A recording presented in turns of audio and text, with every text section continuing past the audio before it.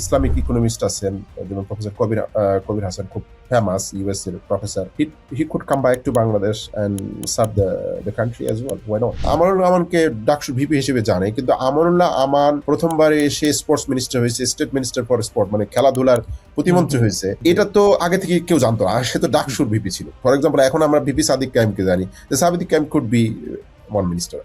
যে আওয়ামী লীগের সময় যে পরিমাণ দুর্নীতি এবং চাঁদাবাজি হইতো, ইন্টারিমের সময় সেটা কিছুটা কমেছে, কিন্তু পুরাপুরি কিন্তু কমে নাই। একটা বড় অংশ এখনো চাঁদাবাজি দুর্নীতি করেই যাচ্ছে। ইন্টারিমের পুলিশ বা আইন শৃঙ্খলা বাহিনী কিন্তু এটা দমন করতে ব্যর্থ। জামাতের আইন শৃঙ্খলা বাহিনী এটা পারবে, বা সক্ষমতা তো হুট করে চেঞ্জ হয়ে যাবে না। জামাত কিভাবে তাহলে এটা কন্ট্রোল করবে? বাংলাদেশের যে ইনফরমেশন গেটওয়ে আছে, এই ইনফরমেশন গেটওয়ে পুরোটা India control right now 95%। So এইটাকে আমি ক্লিন আপ করাচ্ছে, বাংলাদেশের সেনাবাহিনীর এক ক্যান্টনমেন্ট থেকে আরেক ক্যান্টনমেন্ট ইমেল পাইলে সেটা ইন্ডিয়া দেখতে। বাংলাদেশের কিছু কিছু গোয়েন্দা সংস্থার লোকদের নিয়োগ হতো টিএসসি তে বসে ছাত্রলীগ লিস্ট দিত এবং সেখানে নিয়োগ হতো। এই নিয়োগ তো বাতিল হয়নি। হাদির বিষয়টা ইউনিয়ন সরকারকে দেখছো কখনো কোনো কথা বলতে? মানে গভর্নমেন্টের কেউ কোনো কথা বলতেছে না। একটা হচ্ছে প্রত্যেকে চিন্তা করে আমার ব্যান্ডউইথ কতটুকু, আমি তো এই থাকবো 1-1.5 মাসে। তারপরে সে চিন্তা করছে যে আসলে আমি যা প্রতিশ্রুতি দেই না কেন, আমি এর বাইরে থাকতে পারবো। এই মেকানিজম সাথে এমন কেউ জড়িত যাদের সাথে অলরেডি আমার একটা দাকুমা সম্পর্ক চলতেছে। তো আপনি কি মনে করেন যে বিএনপি অথবা জামাত যেই ক্ষমতায় যাক, হাদি ভাইয়ের হত্যার বিচারটা কি তারা প্রপারলি করতে পারবে? আসসালামু আলাইকুম এভরিওয়ান। আলাপ সালাপের এই পর্বটি বেশ গুরুত্বপূর্ণ একটি পর্ব। আমরা এই পর্বে আলাপ করব জামাতে ইসলামের যদি ক্ষমতায় আসতে পারে তাহলে তাদের পলিসি কেমন হবে বা কেমন হওয়া উচিত, বহির্বিশ্বের সাথে সম্পর্ক কেমন হওয়া উচিত, ইত্যাদি নানা ধরনের গুরুত্বপূর্ণ বিষয় নিয়ে, যেগুলো নিয়ে আজকাল প্রায় কথা হচ্ছে, কারণ জামাতে ইসলামী দিন দিন জনপ্রিয় হচ্ছে এবং ক্ষমতায় আসার সম্ভাবনা তাদের বাড়ছে। তো এই বিষয় নিয়ে আজকে কথা বলতে আমাদের সাথে আছেন সোয়ানসি ইউনিভার্সিটি ইউকের প্রফেসর ডক্টর মোকাররম হোসেন। আসসালামু আলাইকুম ভাই, কেমন আছেন? ওয়ালাইকুম আসসালাম। জি আলহামদুলিল্লাহ আচ্ছা, ভালো আমার আছি। মনে হয় ভাইয়ের পরিচয়টা সম্পূর্ণ হয় নাই। ভাইয়ের আসলে বাংলাদেশের মিডিয়া এবং রাজনৈতিক জগৎ নিয়ে লম্বা সময় ধরে একটা কাজ আছে। এই কারণে ভাইকে আমি মনে করি যে এই পলিসিগত ডিসিশন গুলা কেমন হওয়া উচিত একটা রাজনৈতিক দলের, একটা ভাই একটা পারফেক্ট পার্সন এই আনসার গুলা দেওয়ার জন্য। সেজন্য আজকে ভাইয়ের সাথে বসা, এবং ভাইকে অনেক ধন্যবাদ আজকে আমাদের সাথে সময় দেওয়ার জন্য। ভাই কেমন যাচ্ছে ভাই দিনকাল আপনার? জি আলহামদুলিল্লাহ, এখানে অনেক শীত, শীতের মধ্যে আচ্ছা মনে মনে বাংলাদেশেও শীত শুরু হয়েছে। সো সব আচ্ছা, মিলেই সব ভালো চলতেছে আলহামদুলিল্লাহ। সব ভালো চলছে না? এখন কি এমনি সেমিস্টার ব্রেক চলছে নাকি মানে full time class? Semester break চলছে, ক্রিসমাসের সেমিস্টার বন্ধ, এরপরে শুরু হবে আগামী সপ্তাহ থেকে আবার শুরু হবে। বন্ধে কোথাও ট্রিপ দেওয়া হয়েছে কি? হ্যাঁ, লন্ডন যাওয়া হয়েছে, কিছু বিয়ের দাওয়াত টাওয়াত হয়েছে আর কি, হালকা আচ্ছা পাতলা। আচ্ছা, যাক, ভালোই। তো ভাই আমরা একদম সরাসরি আলোচনায় চলে আসি। তো যেহেতু এখন নির্বাচন খুবই কাছাকাছি সময় চলে এসেছে এখন, এবং সরাসরি নির্বাচনী প্রচারণাও এখন বন্ধ, তো এখন নানা রকম ইনডিরেক্ট প্রচারণা চলছে বিভিন্ন দলের পক্ষ থেকে, বিভিন্ন প্রতিশ্রুতির আলাপ চলছে। বিএনপি ফ্যামিলি কার্ড, কৃষক কার্ড সহ নানা ধরনের পলিসিগত চেঞ্জ আনার কথা বলছে এবং এই ধরনের সুবিধা দেওয়ার কথা বলছে জনগণকে। জামাতের থেকে আমরা এমন কোনো রেসপন্স দেখতে পাচ্ছি না, বা তাদের প্রতিশ্রুতিগুলা কি দেখতে পাচ্ছি না, পলিসিগত আলাপও খুব একটা দেখতে পাচ্ছি না। তো এইটাই কি তারা পিছিয়ে গেল কিনা, বা তাদের এটা কেমন হওয়া উচিত বলে আপনি মনে করেন? ধন্যবাদ। এখানে দুইটা পয়েন্ট, একটা হচ্ছে যে ফ্যামিলি কার্ডের ইস্যু।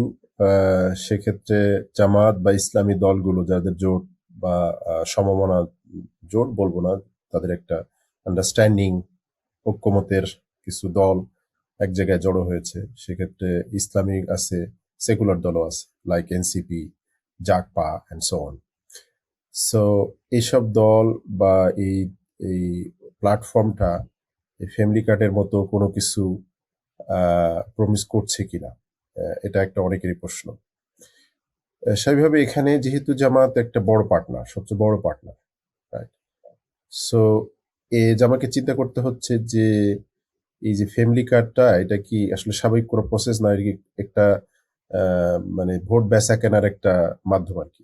মানে বাংলাদেশে যেটা হয় আর কি, তোমাকে 5,000 10,000 টাকা দিলাম, তুমি আমাকে ভোটটা দাও, ঐতিহ্যগত ভাবে চলে আসছে। সেটির একটা আধুনিক ভার্সন কিনা, ডিজিটাল ভার্সন কিনা, এটা চিন্তা করতে হচ্ছে। So to some extent this is true, তোমাকে 5,000 টাকা মান্থলি দেওয়া হবে, তো এটা তো কোনো দল প্রমিস করতে পারে না, মানে দল ক্ষমতা যাওয়ার পর দেশের আর্থসামাজিক অবস্থা দেখবে, তারপরে ঘোষণা করবে। সো বিএনপির বলা উচিত ছিল, বা তাদের সমমনা জোটের বলা উচিত ছিল যে দেশের এই সমস্যা, এই শ্রেণীর লোকদেরকে কিছু ইনসেনটিভ দেওয়া দরকার, ভাতা দেওয়া দরকার, তো আমরা ক্ষমতায় গেলে এই ধরনের কিছু করব। তার একটা এক্সাম্পল হতে পারে কার্ড, কিন্তু কার্ড নিয়ে বাড়িতে বাড়িতে যাওয়া এবং ভোট চাওয়া, এটা একটা ভোট বেচা কেনার একটা ওয়ে আউট। সেক্ষেত্রে জামাত যেহেতু করাপশনটাকে মেইন ফোকাস করছে বা করবে, তাদের কাছে ট্রান্সপারেন্সি এবং সমাজটাকে কিভাবে করাপশন, চাঁদাবাজি মুক্ত করা যায়, এটাই তাদের মেইন পয়েন্ট। মানে অলিক কোনো আশা বা এমন কিছু না দেওয়া যেগুলো একদিকে ভোট বেচাকেনার মতো মনে হবে, আর একদিকে বাস্তবায়নযোগ্য না। এই দুইটাই হয়তো তারা অ্যাভয়েড করার চেষ্টা করবে, করে এটা বাংলাদেশের মেইন সমস্যা করাপশন এবং চাঁদাবাজি, এটাকে তারা হাইলাইট করবে বা করছে। তো এটি আমার কাছে মনে হয়েছে যে বিকল্প কার্ড তো হয়তো তারা চিন্তা করছে বা করবে। এর সোশ্যাল সিকিউরিটি কার্ড হতে পারে, হেলথ কার্ড হতে পারে, এ ধরনের কার্ড হয়তো তারাও নিয়ে আসবে, ওই ফর্মে না অন্য কোনো ফর্মে নিয়ে আসবে। আলটিমেটলি এটা তো দল করবে না, একটু সরকার করবে। এই কার্ড নিয়ে আমার এ ধরনের কথা। সেকেন্ড যে প্রশ্নটা তোমার ছিল যে পলিসিগত বিষয়, পলিসিগত বিষয়ের কথা আসতেছে কেন? আসতেছে যে জামাত বিরোধী দলে মানে ক্ষমতায় ছিল না, একসময় ক্ষমতা ছিল জোট সরকারের অংশ হিসেবে, বাট সেটাকে জামাতের ক্ষমতা বলা যায় না। এটা 4 দলের, বিএনপির নেতৃত্বে 4 দলের জোট ছিল, সরকার ছিল। সেকেন্ড হচ্ছে তারা বিরোধী দলও কখনো ছিল না, মানে মেইন বিরোধী দল ছিল না। সো সেইভাবে তারা শো করতে পারে নাই যে আমাদের কোন কোন ব্যক্তিত্ব বা কোন কোন এক্সপার্ট সরকারের বিভিন্ন মন্ত্রণালয় বা সরকারের বিভিন্ন পোর্টফোলিও চালার মতো যোগ্য, এটা হয়তো তারা শো করতে পারে নাই।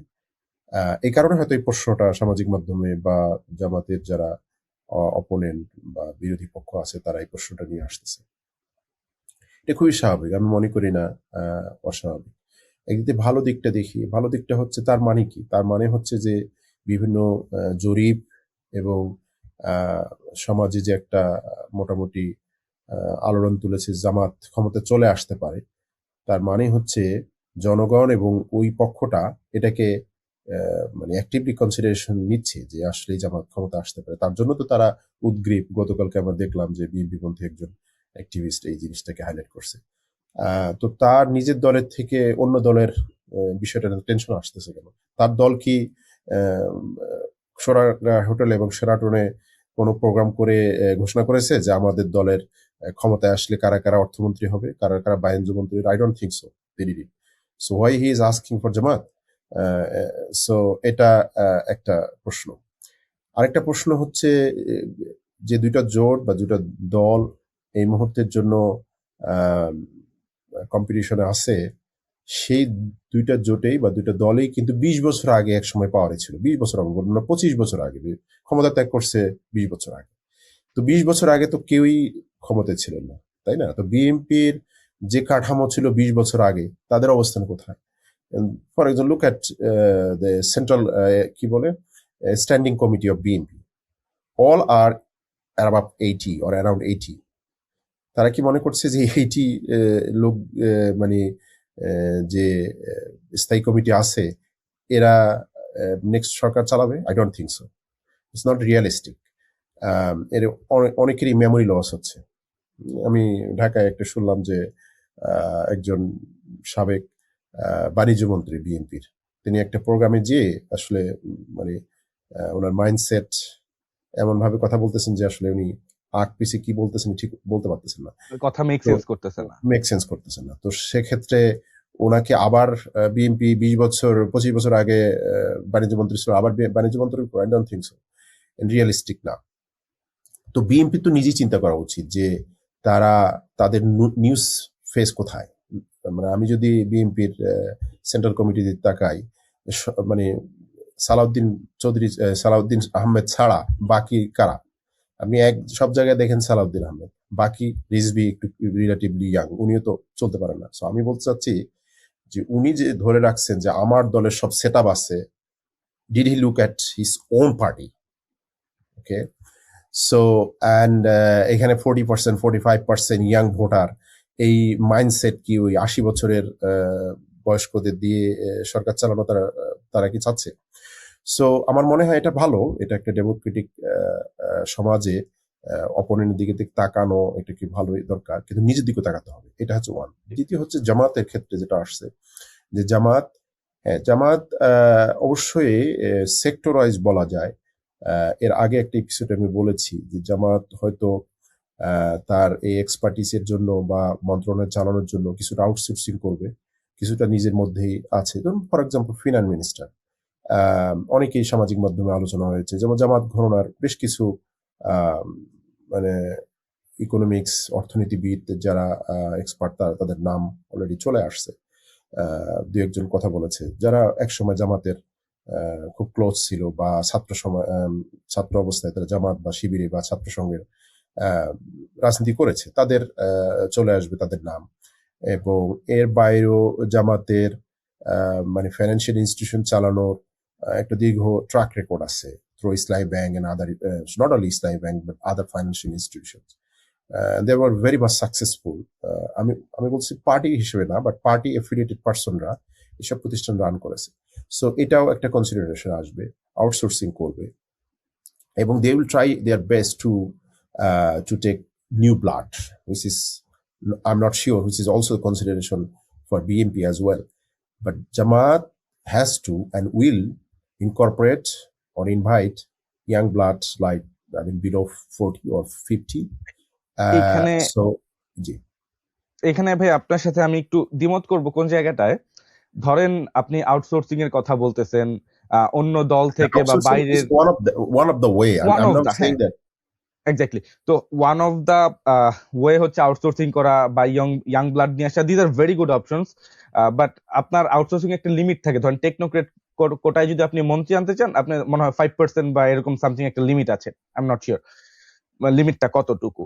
তো আপনি মনে করেন যে টেকনিক্যাল মন্ত্রণালয় তো আপনি আসলে ওরকম টেকনিক্যাল পার্সন দিয়ে চালাতে হবে, লাইক ফিনান্স, ফরেন, তারপর হচ্ছে গিয়ে বাণিজ্য মন্ত্রণালয়, এই ধরনের মানুষ, পরিকল্পনা, এই ধরনের মানুষ মন্ত্রণালয়গুলো চালাতে এক্সপার্ট লাগবে। তো সব এক্সপার্ট যদি বাইরে থেকে আনেন, তাহলে আপনার ভেতরে আসলে রাজনৈতিক No. দলটার অবস্থা যে ফাঁপা, এরকম মনে হবে কিনা? আচ্ছা, আমি বলি, ধরেন আমরা let's look at their candidates, let's 10 ministry, okay, let's think about law ministry.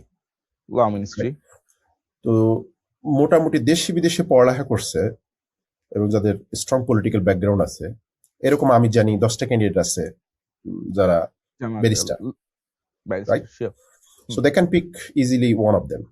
Yeah, sure. Right? So law ministry. Then talk about health ministry. I know they have at least 20 Yeah. well-known doctor candidate, right? Sure. So one of them from UK, I mean, very renowned doctor. So don't you think that they Like are Musliuddin eligible Bhai. to, for example, আমার মনে হয় উনার মনোনয়ন পত্রটা স্থগিত সেটা করা তো হয়েছে। উনি অ্যাপিল করবেন, বাট এর বাইরেও আছেন, এর বাইরেও একজন ডক্টরস ফোরামের সম্ভবত সেক্রেটারি বা প্রেসিডেন্ট আছেন, ওয়ান অফ দ্য রিজন থেকে উনি কন্টেস্ট করছেন। Okay. তো আমি বলছি না, এই যে 30-20 ডক্টর ক্যান্ডিডেট আছে, they are most of them are very well known in their profession. Absolutely. So বাংলাদেশে, আচ্ছা মানে আমরা ধরে নেই রিলেটিভলি যে স্বাস্থ্য মিনিস্ট্রি চালাতে একজন ডক্টর হতে, ধরে নিলাম বাংলাদেশে পাস্ট হিস্ট্রি 30 ইয়ার্স এর মধ্যে ডক্টর ছাড়াও স্বাস্থ্য মন্ত্রণালয় হ্যাঁ, চালাচ্ছে। অবশ্যই। হ্যাঁ। সো আমি বলছি জামাতের অলরেডি আছে জি, ফরেন মিনিস্ট্রি, ফর এক্সাম্পল। জি। ফরেন মিনিস্ট্রির জন্য কি লাগে? ফরেন মিনিস্ট্রির জন্য মোর্শেদ খান কি ডিপ্লোমেট ছিল? No. No. So Morshed Khan কি আর কি ছিল, মানে তার ডিপ্লোমেটিক ক্যারিয়ার ছিল? I don't think so. So Morshed Khan আছে, এই যে মানে দীপুমণি ছিল ফরেন মিনিস্টার। দীপুমণি একজন ডাক্তার, এ কি জানে? সে যদি ফরেন মিনিস্টার, সে ইন্ডিয়ার সাথে খুব ভালো কানেকশন ছিল, ইন্ডিয়াকে সে বাপদাদা মনে করতো, তার মানে খুবই ক্লোজ মনে করতো, এই ইন্ডিয়ার কোঠায় হয়েছে। সো সো আপনি যদি তুমি যদি দীপুমণির এবং ভার্সেস ডাক্তার তাহের চিন্তা করো, ডাক্তার তাহেরের ব্যাকগ্রাউন্ড কি? He is সেও তো one of the doctor. brilliant student in his career, right? তার এসএসসি ভাই এইচএসসি তে। এইটা তো এইভাবে পার্থক্য করা যায় না। দীপু না, মনিও আমি ডিএমসি, আমি ডাক্তার আসতেছি। তাহেরও ডিএমসি। নো নো, হ্যাঁ, তার ব্যাকগ্রাউন্ড কি এক্স্যাক্টলি। তো আমি let's related to foreign ministry. আমি টকিং অ্যাবাউট দিস জি ব্রিলিয়েন্ট স্টুডেন্ট, এবং ফরেন মিনিস্ট্রি সে স্টুডেন্ট অবস্থায় মুসলিম বিশ্বের একটা সংগঠন আছে যে international Islamic federation of students organization, তার সেক্রেটারি জেনারেল ছিল। তো দেখা গেছে তার স্টুডেন্ট লাইফে he maybe travelled around, I don't know, 40 countries, Muslim countries 50 countries, right? এটা হচ্ছে তার স্টুডেন্ট লাইফে। এরপরেও জামাতের ফরেন ডেলিগেশনে এবং সে অনেক প্রতিনিধিত্ব করেছে, মোটামুটি ফ্লুয়েন্টলি কথা বলতে পারেন বিভিন্ন ভাষায়, মানে ইংলিশে, বাংলায়। So he could be one, I mean হেলথের বিষয় আছে, but he could be one of the candidate as well. So আমি বলছি যে এই যে 5জন বা 7জন ব্যারিস্টারের কথা বললাম, রাইট, এদের একজন could be the assistant foreign minister. So আমি হোম মিনিস্টার, ঐতিহ্যগতভাবে দেখা গেছে যে কারা হোম মিনিস্ট্রি চালায়, মোটামুটি একটু হোমনা পলিটিক্যাল। চোমরা টাইপ লোকজন। এক্সাক্ট। হ্যাঁ সো হোমরা চোমরা অনেকেই আছে, এটা তো আছে। কোনো সমস্যা নাই। আচ্ছা, আর কি বলছে? Finance minister. So finance minister technically Malmuhith, Abdullah মালমোহিতকে আওয়ামী লীগের কোনো দলীয় ক্যাডার ছিল? ছিল না। না না আচ্ছা, তো তাকে মোটামুটি আউটসোর্সিং করে নিয়ে আসে। শাহ কিবরিয়া, সে কি আওয়ামী লীগের কোনো হার্ডকোর নেতা ছিল? ছিল না। তাকে আউটসোর্সিং করে নিয়ে এসেছে। জামাত আউটসোর্সিং বাংলাদেশে অনেকে আছে, বাংলাদেশে যেমন আউটসোর্সিং মানে জামাত ঘরানার বা ধরেন আপনি যখন একটা দলের মন্ত্রিসভায় যেতে চাবেন, আপনার তো তার সাথে মেন্টালিটি অ্যালাইন করতে হবে। তো এই ধরনের ঘরানার জামাতের লোকজন আছে কি? ফর এক্সাম্পল, ওই যে কালকে একজন সাংবাদিক ফেসবুকে লিখেছে যে professor Abu Ahmed, he was one of the student leader, নেমে জামাত ঘরানা ছাত্র সংগঠনের কর্মী ছিল এক সময়, মানে ঢাকা বিশ্ববিদ্যালয়। He was really one of the finest economist in Bangladesh. Not only Jamaat ঘরানা, মানে ইসলামিক মানে ব্যাংকের কিছু ছিল, ব্যাপারটা এরকম না। রাষ্ট্রীয় প্রতিষ্ঠানে বিএনপির জোট সরকার আমলে উনি সম্ভবত কয়েকটা ব্যাংকেরও চেয়ারম্যান ছিলেন এক সময়, এবং ঢাকা বিশ্ববিদ্যালয়ের ফাইন্যান্সের। সো উনি অবশ্য একটু এস হয়ে গেছেন, আর আমি বলছি যে আছে বাইরে থেকে ইসলামিক ইকোনমিস্ট আছেন, যেমন প্রফেসর কবির হাসান, খুব ফেমাস ইউএস এর professor. He could come back to Bangladesh and serve the country as well, why not? So আমি বলতে চাচ্ছি যে মানে বিএনপি তো করে, মানে আওয়ামী লীগ তো এটা আউটসোর্সিং করেছে, রাইট? সাকিব, মানে আউটসোর্সিং বলতে হার্ড করে আওয়ামী লীগের না, জি but finance minister হয়েছে। জামাত will do the same thing. What about the other case? For example, defense minister. Defense minister সাধারণত প্রাইম মিনিস্টার নিজের প্রধানমন্ত্রীর হাতে। কাছে। Defence minister, assistant defence minister. For example, জামাতের এখন এই যে কি কয়েকজন কর্নেল। কর্নেল আছে, জি সেনাবাহিনী সম্পর্কে ধারণা আছে, এরকম কয়েকজন ক্যান্ডিডেট আছে, একজন মনে করে জিতলো। So Jamaat could make him state defence minister, for example. I am saying that. So what else? Health গেল, মানে এখন ইকোনমিক্স গেল, এরপরে ICT. Well, ICT could be, I mean historically Palak কি করছে? পলক একটা বুরুঙ্গামারি উলিপুরের কলেজের একটা মাস্তান যদি সে আইসিটি চালাইতে পারে, তো জামাতের তো অনেক এরকম স্টুডেন্ট লিডার ছিল যারা। কিন্তু ভাই, why we are comparing with Awami League? No, We can I'm not compare with saying. I'm not saying that the same way. You are right. I'm saying that the পারবে না, মানে পারবে, আমি বলতেছি যে বেঞ্চমার্ক, আমি পারবে না কথা বলছি। And they will, and the question is, আমরা আওয়ামী লীগের সাথে, Awami League is not your the benchmark. benchmark. Your Yeah. benchmark is জামাতের মূল সমস্যাটা জামাত আইডেন্টিফাই করছে, যে বা আমার মনে হয় সেটা হচ্ছে যে ব্যক্তির ব্যাকগ্রাউন্ড বা ব্যক্তির মানে ট্র্যাক রেকর্ড অবশ্যই দরকার, তার চেয়ে হচ্ছে করাপশন। হ্যাঁ, আমি বাংলাদেশে কয়েকজন ফরেন ডিপ্লোমের সাথে কথা বলেছি, তারা সবাই বলছে যে বাংলাদেশের মূল সমস্যাটা হচ্ছে করাপশন, ব্যুরোক্রেসি। এই করাপশনের কারণে কোনো কিছু হচ্ছে না। তো তাদের কথা হচ্ছে, যদি আমরা করাপশনটাকে মূল টার্গেট করতে পারি, করাপশনটা কিন্তু কমাতে পারি বা জিরো, মানে ইলিমিনেট করতে পারি, পুরো ইলিমিনেট করা হয়তো খুবই সময়সাধ্য ব্যাপার, কিন্তু আমরা কিছু রিডিউস করতে পারি, তাহলে দেখা যাবে যে মোটামুটি ব্যাকগ্রাউন্ড থাকলেই মন্ত্রীটা পারফরমেন্স করতে পারবে ভালো। এবং এক্ষেত্রে আবারও বলছি, আগেও বলছি যে তাদের দুটো মিনিস্টার ছিল এবং তারা ভালো করেছে রিলেটিভলি, যদিও ব্যাকগ্রাউন্ড ছিল না। ওই কৃষিমন্ত্রী নিজে মিকের কৃষিকাজ করে মন্ত্রী হয়েছে, মন্ত্রী হয়নি। সমাজ কল্যাণ মন্ত্রী আলী আহমেদ সমাজ কল্যাণ কাজ করে মন্ত্রী হয়েছে, ব্যাপারটা এরকম না। ব্যাপারটা হচ্ছে তাদের যদি সিনসিয়ারিটি ছিল, ইন্টিগ্রিটি ছিল, অ্যান্ড অনেস্টি ছিল, তারা মোটামুটি পারফর্ম করেছে, আউট পারফর্ম করেছে। সো আমার কাছে মনে হচ্ছে যে যেসব জায়গায় মানে হার্ডকোর ব্যাকগ্রাউন্ড দরকার, for finance for example one of them, সেসব ক্ষেত্রে দলের মধ্যে লোক আছে, মানে দলে বলতে বলতে সমমনা লোক আছে। সম্ভাবনা লোক আছে। তো আমার মনে লোক হয় কি আছে ভাই, এইখানে যে প্রবলেমটা হচ্ছে, মানে সমাজের মানুষজন যারা জামাতের রাজনীতির সাথে একদম খুবই ওতপ্রোতভাবে জড়িত না, তাদের কাছে এই নামগুলা পরিচিত না। এবং যেহেতু নামগুলা পরিচিত না, এই কারণে বিরোধী দলরা ফায়দা নিতে পারছে যে তাদের কে আছে, ওই লোক নাই, নামগুলো লোক আমি মনে দেখাও। করি না নামগুলো পরিচয় হচ্ছে বড় কথা হচ্ছে তারা কম্পেয়ার করছে বিএনপির সাথে, কারণ বিএনপি ক্ষমতায় ছিল, সো বিএনপি ক্ষমতার সময় তারা ধরে নিচ্ছে একজন ফাইন্যান্স মিনিস্টার ছিল বা ডেপুটি ফাইন্যান্স মিনিস্টার ছিল, উনি এবার ফাইন্যান্স মিনিস্টার হবেন, তাকে পোট্রে করা হচ্ছে যে ঠিক আছে বিএনপি তো এ সেট অফ পিপল 20 ইয়ার্স আগে হয়ে গেছে, সো এদের ওরাই হয়তো চালাবে অথবা কিছু নতুন এডিশন হবে। সো জামাতের এই সেটটা যেহেতু নাই, জি এই জন্য জামাতকে তারা এক্সপেক্ট করছে যে সেট আপটা কিভাবে, তো এটা তো একটা নতুন ফেনোমেনা জামাতের জন্য, তাই না? মানে জি এই সেট আপটা কি এখন জামাত কালকে সোনাটানা হোটেলে দাঁড়ায় বলে দেবে যে এই 20 জন আমার না, না, মন্ত্রীতে? ডেফিনেটলি না। পারবে না, অনেকগুলো কারণে। একটা মানে বিএনপি যে করেছে ব্যাপারটা না, বিএনপি আমরা চিন্তা করছি যে একটা সেট আপ ছিল, ওইটারই একটা রিপ্লিকা আমরা চিন্তা করছি মনের মধ্যে, চিন্তা করছি। জি এখন এই রিপ্লিকেটটা জামাত কিভাবে করবে? জামাতের একটা ওয়ে হচ্ছে যে ঘোষণা দেওয়া যে অমুক অমুক হবে, which is very highly undemocratic. The political organization like Jamaat, which is more or less very much democratic oriented organization. এবং এখন যদি ঘোষণা দেয় বা এখন যদি মোটামুটি তাদের নিজস্ব সার্কেলের মধ্যে আলোচনা হয়, তাহলে কি হবে? একটা কেওয়াস সৃষ্টি হবে দলের মধ্যে, তাই না? সো তারা মেন্টালি, আই থিঙ্ক সো, যে তারা মেন্টালি তাদের প্রাইম মিনিস্টার যিনি হবেন বা ধরার আমির বা সেক্রেটারি, তারা মেন্টালি চিন্তা করছেন যে কি কি হতে পারেন।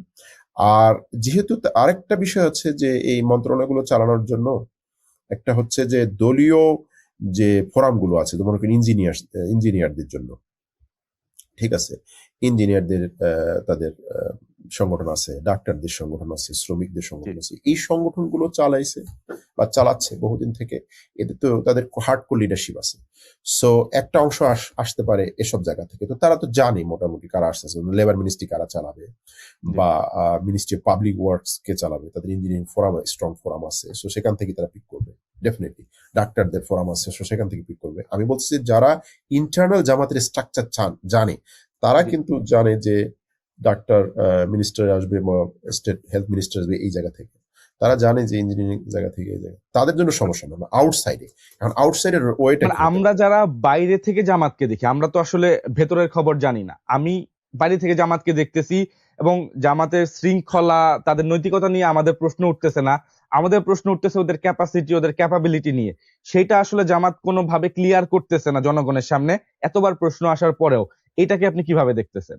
এই জন্য বলতেছি যে ওয়ে আউটটা কি, মানে যারা যারা চিন্তা করতেছে জামাতকে শো করা দরকার, তারা কিভাবে মানে চাচ্ছে জিনিসটা, তারা কি কোনো ওয়ে আউট বলেছে? যারা আলোচনা করেছে যে জামাতের কারা কারা এক্সপার্ট আছে, তারা কেন মানে সামনে আসতেছে না বা জামাত কেন বলতেছে না?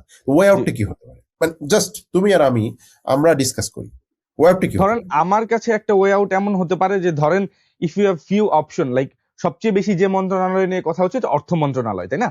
হুম। তো আপনার জামাতের কাছে তো আপনি বলেন 5-6টা অপশন আছে, তাই না? এখন সেখান থেকে যদি 2-3টা এমন নাম দেওয়া যায়, okay we have this 2 and 3 peoples in our mind, and we have also some other people, other Yeah. Candidates. তো আপনার তো সবার নাম বলতে হচ্ছে না, 2-1 জন নাম বলা, যাদের যাদের নামের উপর মানুষের ভরসা সৃষ্টি হয়, যে ঠিক জি, আছে জামাতের এরকম ভরসা করার মতো লোক আছে। এটা কি করা যায় এটা কিনা? এটার ওয়ে মানে ওয়ে আউটটা কি? মানে ওয়ে আউটটা কি? ওয়ে আউটটা হচ্ছে যে একটা প্রোগ্রাম করে, একটা সেমিনার করে বা পলিসি ডায়ালগ করে উপস্থাপন করা, যে একটা পেপার প্রেজেন্ট করলো, ওখানে এ গ্রুপ আমার অফ পিপল। না, না, আমি বললাম ঘোষণাটা দিবে কিভাবে? না, না, ঘোষণাটা দিলে ঘোষণা তো আপনার এইভাবে দিতে হবে না যে আহ, সে আমাদের ফিনান্স মিনিস্টার হবে। এরকম কি করা যায় না যে অর্থনীতি নিয়ে একটা পলিসি ডায়ালগ, সেখানে জামাতের কয়েকজন রিপ্রেজেন্টেটিভ থাকলো, যে তারা কথা কথা বললো, তাহলে তো আমার বলতে হলো না যে সে আমার ফিনান্স মিনিস্টার হবে। But I can show that okay we have people for finance ministry. সেটা জামাত অলরেডি শুরু করেছে, ধরেন ফরেন ডেলিগেটদের সাথে বা বাংলাদেশের পলিসি ডায়ালগ যেগুলো হচ্ছে বিভিন্ন থিঙ্ক ট্যাঙ্ক বা বিভিন্ন মিডিয়ার স্পন্সরে যেসব পলিসি ডায়ালগুলো হচ্ছে, সেসব জায়গায় তারা এক্সপার্টের মানে পলিটিক্যাল লিডারের পাশাপাশি কিছু এক্সপার্টদের সেন্ড করার চেষ্টা করছে, এক্সপার্টদেরকে নিয়ে যাচ্ছে। তো এখান থেকে মানে এই যে ডিসকাশনগুলো হচ্ছে এবং এখান থেকে তোরা মানে আইটারেশন করছে, বোঝার চেষ্টা করছে যে আসলে ওয়ে আউটটা কি, মানে ওয়ে আউটটা কি হতে পারে।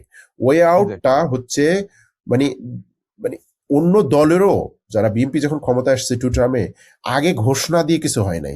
সরকার গঠন করার পর মানুষ জানছে যে আমানুল্লাহ আমানকে ডাকসু ভিপি হিসেবে জানে, কিন্তু আমানুল্লাহ আমান প্রথমবারে এসে স্পোর্টস মিনিস্টার হয়েছে, স্টেট মিনিস্টার ফর স্পোর্ট, মানে খেলাধুলার প্রতিমন্ত্রী হয়েছে। এটা তো আগে থেকে কেউ জানতো না, সে তো ডাকসুর ভিপি ছিল। আমি একটা এক্সাম্পল বলছি, বাট ওয়াই নট, আমি বলতেছি যে কারেন্ট ভিপি, মানে ফর এক্সাম্পল এখন আমরা ভিপি সাদিক কায়েমকে জানি, সাদিক কায়েম could be one minister. I just saying like this. So আগে থেকে ঘোষণা দিয়ে, হ্যাঁ, যেটা করতে পারে এবং যা তারা করার চেষ্টা করতেছে, আমি মনে করি না যে সামাজিক মাধ্যমে বা বিভিন্ন যে আলোচনা হচ্ছে যেগুলো, সেগুলো যারা তারা চিন্তা করতেছে না। এগুলো একটা ওয়ে আউট হচ্ছে যে বিভিন্ন থেমাটিক যে ডায়ালগ গুলো হচ্ছে সেগুলোতে তারা পলিটিক্যাল লিডারের পাশাপাশি এক্সপার্টদের নিয়ে যাচ্ছে।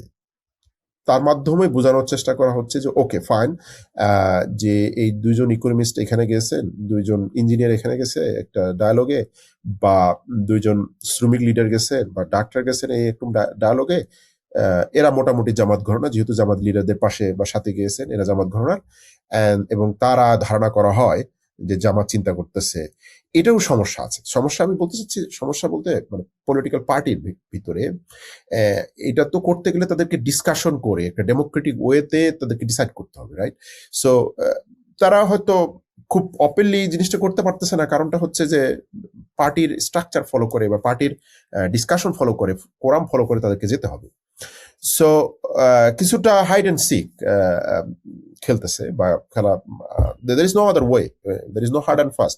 বিএনপির ক্ষেত্রে প্রশ্নটা অন্যান্য দলের ক্ষেত্রে আসতেছে না, কারণ হচ্ছে অলরেডি তারা রিপ্লিকা, মানে আমার মনে হয় যে প্রশ্নটা শুধুমাত্র জামাত নিয়েই আসবে, কারণ বিএনপিটা অলরেডি মানুষের মাথায় একটা সেট হয়ে আছে, আর অন্য দলের কারো ক্ষমতায় যাওয়ার কোনো সম্ভাবনা কেউ দেখতেছে না। এখানে আমরা যদি এভাবে চিন্তা করি, যদি বলি যে এই জামাত বাদে যদি এখানে এনসিপি আসতো, না, তাদের নিয়ে প্রশ্নটাই আসবে না, তাহলে আমরা ক্ষমতায় যাওয়ার রেসে নাই। না, আমি বলতেছি না, বললাম ধরেন জামাত বাদে, মানে জামাত বাদে অন্য কোন বা ইসলামিক দল বা জামাত, মানে সোশ্যাল মিডিয়া বলো বা মিডিয়াতে একটা হট টপিক, রাইট? এই দল বাদে অন্য কোনো দল যদি রিপ্লেস করতাম তো এই আলোচনাটা কম হতো। কারণটা হচ্ছে এখানে দুইটা, একটা হচ্ছে জামাত, যে জামাত ইটসেলফ বাংলাদেশের মানে নামটা, জামাত শিবির নামটা একটা ইন্টারেস্ট, রাইট? তার সাথে যোগ হয়েছে একটা লজিক্যাল পয়েন্ট যোগ হয়েছে যে নাই, এনসিপি হলেও হতো না। এখন এটাকে জামাত উইক পয়েন্ট হিসেবে, মানে এনসিপির হয়তো হলে এটাকে পজিটিভ ভাবে উপস্থাপন করা হয়তো, যে এনসিপি কেন দিচ্ছে না, তাদের নাই এটা বলতো না, কেন দিচ্ছে না আমরা আগ্রহী অপকে করছি, এটাকে পজিটিভ ওয়ে দেখানো হতো। সেক্ষেত্রে জামাতের ক্ষেত্রে একটা নেগেটিভ ওয়েতে দেখানো হচ্ছে যে জামাতের নাই।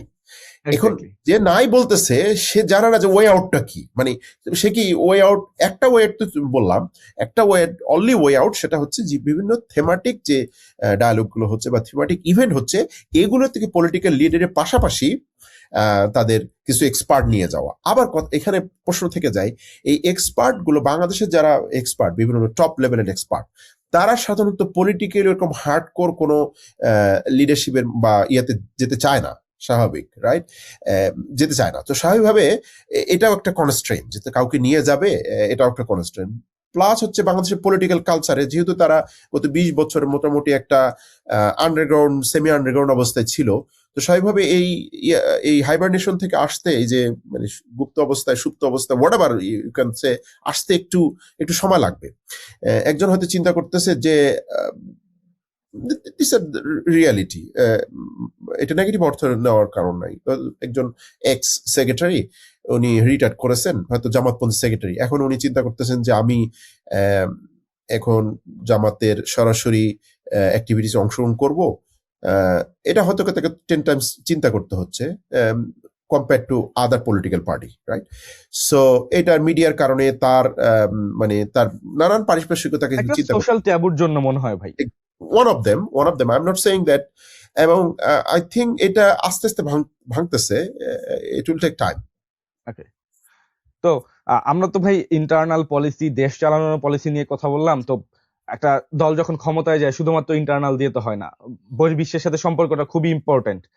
তো জামাত নেতৃত্বাধীন জোট যদি ক্ষমতায় যায়, যেহেতু জোটের নেতৃত্বে জামাত ইসলামের মতো একটা ইসলামিক দল, এবং আমরা দেখছি যে ওয়েস্টার্ন ওয়ার্ল্ড ইসলামিক দল বা ইসলামিক পন্থী মানুষজনকে একটু এক্সট্রিম ভাবাপন্ন মনে করে থাকে, সেক্ষেত্রে বাংলাদেশের প্রতি তাদের ডিলিংসটা কি একটু অন্যরকম দৃষ্টিতে হবে কিনা, বা এইখানে আহ, ইসলামিজম বা এক্সট্রিমিজমের উত্থান হিসাবে তারা এটা দেখবে কিনা? ইসলামিজম আর এক্সট্রিমিজমকে আমি সেম ব্র্যাকেটে ফেলতেছি না, বাট তাদের কাছে তো অনেকটা এরকমই ব্যাপারটা। আচ্ছা, আমি তোমাকে একটা প্রশ্ন জিজ্ঞাসা করি। ধরো বাংলাদেশে মোস্ট সেকুলার একজন লোক বা সেকুলার একজন ব্যক্তি জার্মানিতে খ্রিস্টিয়ান ডেমোক্রেটিক পার্টি ক্ষমতা পেয়েছে, তার ফিলিংসটা কি হবে? তার নামটা আছে একটা খ্রিস্টিয়ান, রাইট? হ্যাঁ, ইন্ডিয়াতে কিছুই হবে না।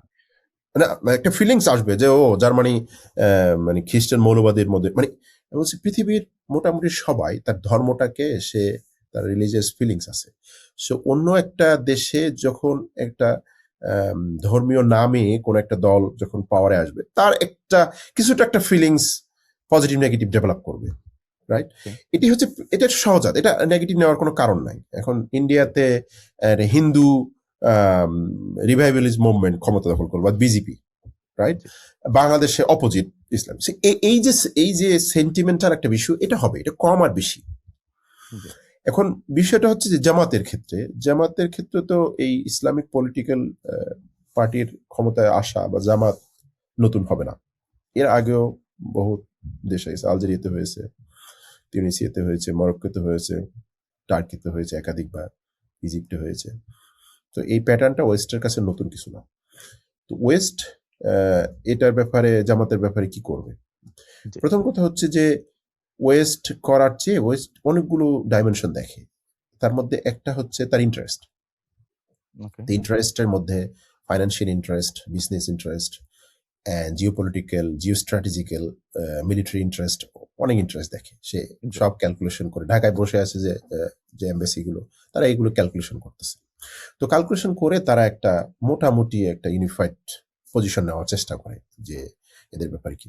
একটা হচ্ছে যে হোল হার্টেডলি যদি তারা দেখে যে বাংলাদেশের জনগণ তাদেরকে চায়, তখন তাদের এক ধরনের স্ট্র্যাটেজি হবে। আর যদি জনগণ চায় কিন্তু এটাকে নয় করা যাবে, তাহলে তাদের একটা স্ট্র্যাটেজি হবে। আর যে না, মোটামুটি এরা আসলে কোনো ম্যাটার না, তো সেই ক্ষেত্রে একটা স্ট্র্যাটেজি হবে।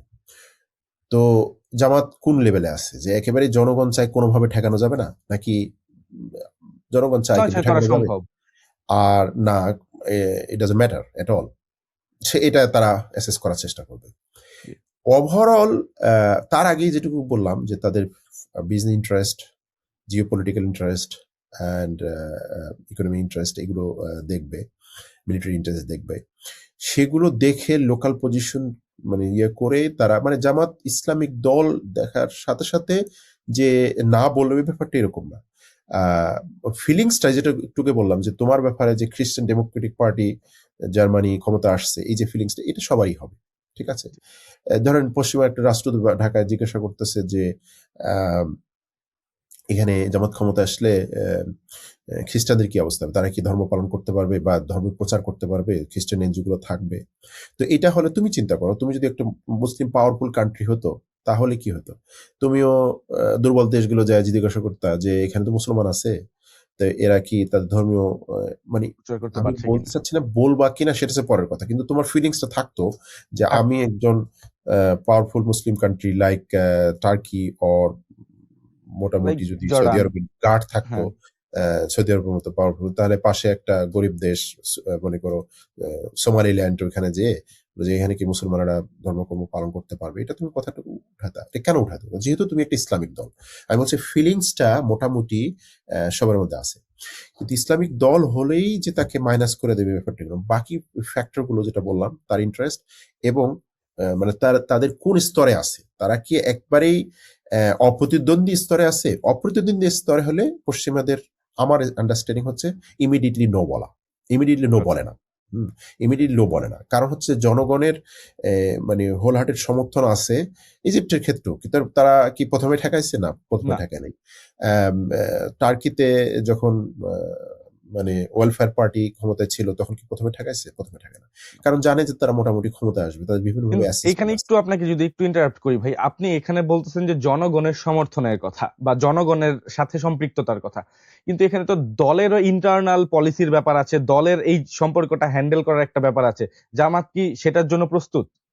সো এখানে এই যেটা বললাম যে জনগণের একটা, আরেকটা আছে পলিটিক্যাল, ওরা পলিটিক্যাল পার্টিটাকে স্টাডি করবে যে তাদের সামর্থ্য, স্ট্রাকচার এবং সবকিছু মিলে তারা যদি জনগণের হোল হার্টেডলি যে সাপোর্টটা আছে এটাকে নিয়ে এই দলটা তাদের যে strength, internal strength, political strength, structural strength, internal functioning mechanism, এটা দিয়ে দুইটাই কি খুব ভালোভাবে ইয়া করবে কিনা। এমনও হতে পারে, ফর এক্সাম্পল, মানে আমি আবারও বলতেছি যে সবগুলো তারা অ্যানালাইসিস করে একটা ডিসিশন নেবে। হ্যাঁ, তো এমনও হতে পারে যে না, ঠিক আছে, পপুলার সাপোর্ট আছে কিন্তু দলের অবস্থা এমন, আহ, সেটা তারা বেশি দিন সার্ভাইভ করতে পারবে না, ঠিক আছে, তখন তাদের খুব একটা ম্যাটার করে না। এখানে জিও পলিটিক্যাল একটা বিশাল বিষয়, মানে তাদের ডিসিশনের ক্ষেত্রে জিও পলিটিক্স একটা বিশাল। মিডল ইস্টের কান্ট্রিগুলোর ক্ষেত্রে হয়েছে কি, মিডল ইস্টের কান্ট্রি যেহেতু এখনো অয়েল, পৃথিবীতে অয়েল নির্ভর একটা ইকোনমি এখনো পর্যন্ত ডমিনেন্ট, যতদিন পর্যন্ত জি, আমাদের রিনিউয়েবল এনার্জি না আসে ততক্ষণ পর্যন্ত মিডল ইস্টের এই যে অয়েল হচ্ছে পৃথিবীর চাকা ঘোরানোর একটা বড় ইয়া। তো জি। এইসব দেশে অয়েল আছে। আর যেহেতু এই কান্ট্রিগুলো খুবই হোমোজেনাস, একটার সাথে আরেকটা খুব কানেক্টেড, রাইট, এবং তারা এখানে যদি আমাদের যে দেশের সাথে মানে এখন মধ্যপ্রাচ্যে সংঘাত চলতেছে, এদেশের কারেন্ট প্রাইম মিনিস্টার বলতেছিল যে আমরা এখানে বসে আছি, কারণটা হচ্ছে এই যে মাগরেব থেকে আরম্ভ করে যে মানে মাগরেব বলতে বেশি মাশরিক। মরক্কো, তিউনিসিয়া, এই ইয়েটা এখানে তো একটা বিশাল কানেক্টেড জি। মানে জায়গা, এটা এরা খেলাফত কায়েম করতে চাচ্ছে, তো আমি এখানে বসে বসে আছি যাতে এটা কানেক্টেড হতে না পারে। সো এইটা যেমন মিডল ইস্টের ক্ষেত্রে খুবই ইজিলি মানে কল্পনা করা যায়, বাংলাদেশের ক্ষেত্রে ওই জিনিসটা কল্পনা করা যায় না। তার মানে এই না যে বাংলাদেশে এখানে একটা ইসলামিক পুনরুজ্জাগরণবাদী দল ক্ষমতায় আসতে চাচ্ছে এবং এটা একটু আগে যেটা বললাম তো ফিলিংস এর কারণে সবাই মেনে নেবে, ব্যাপারটি এরকম না।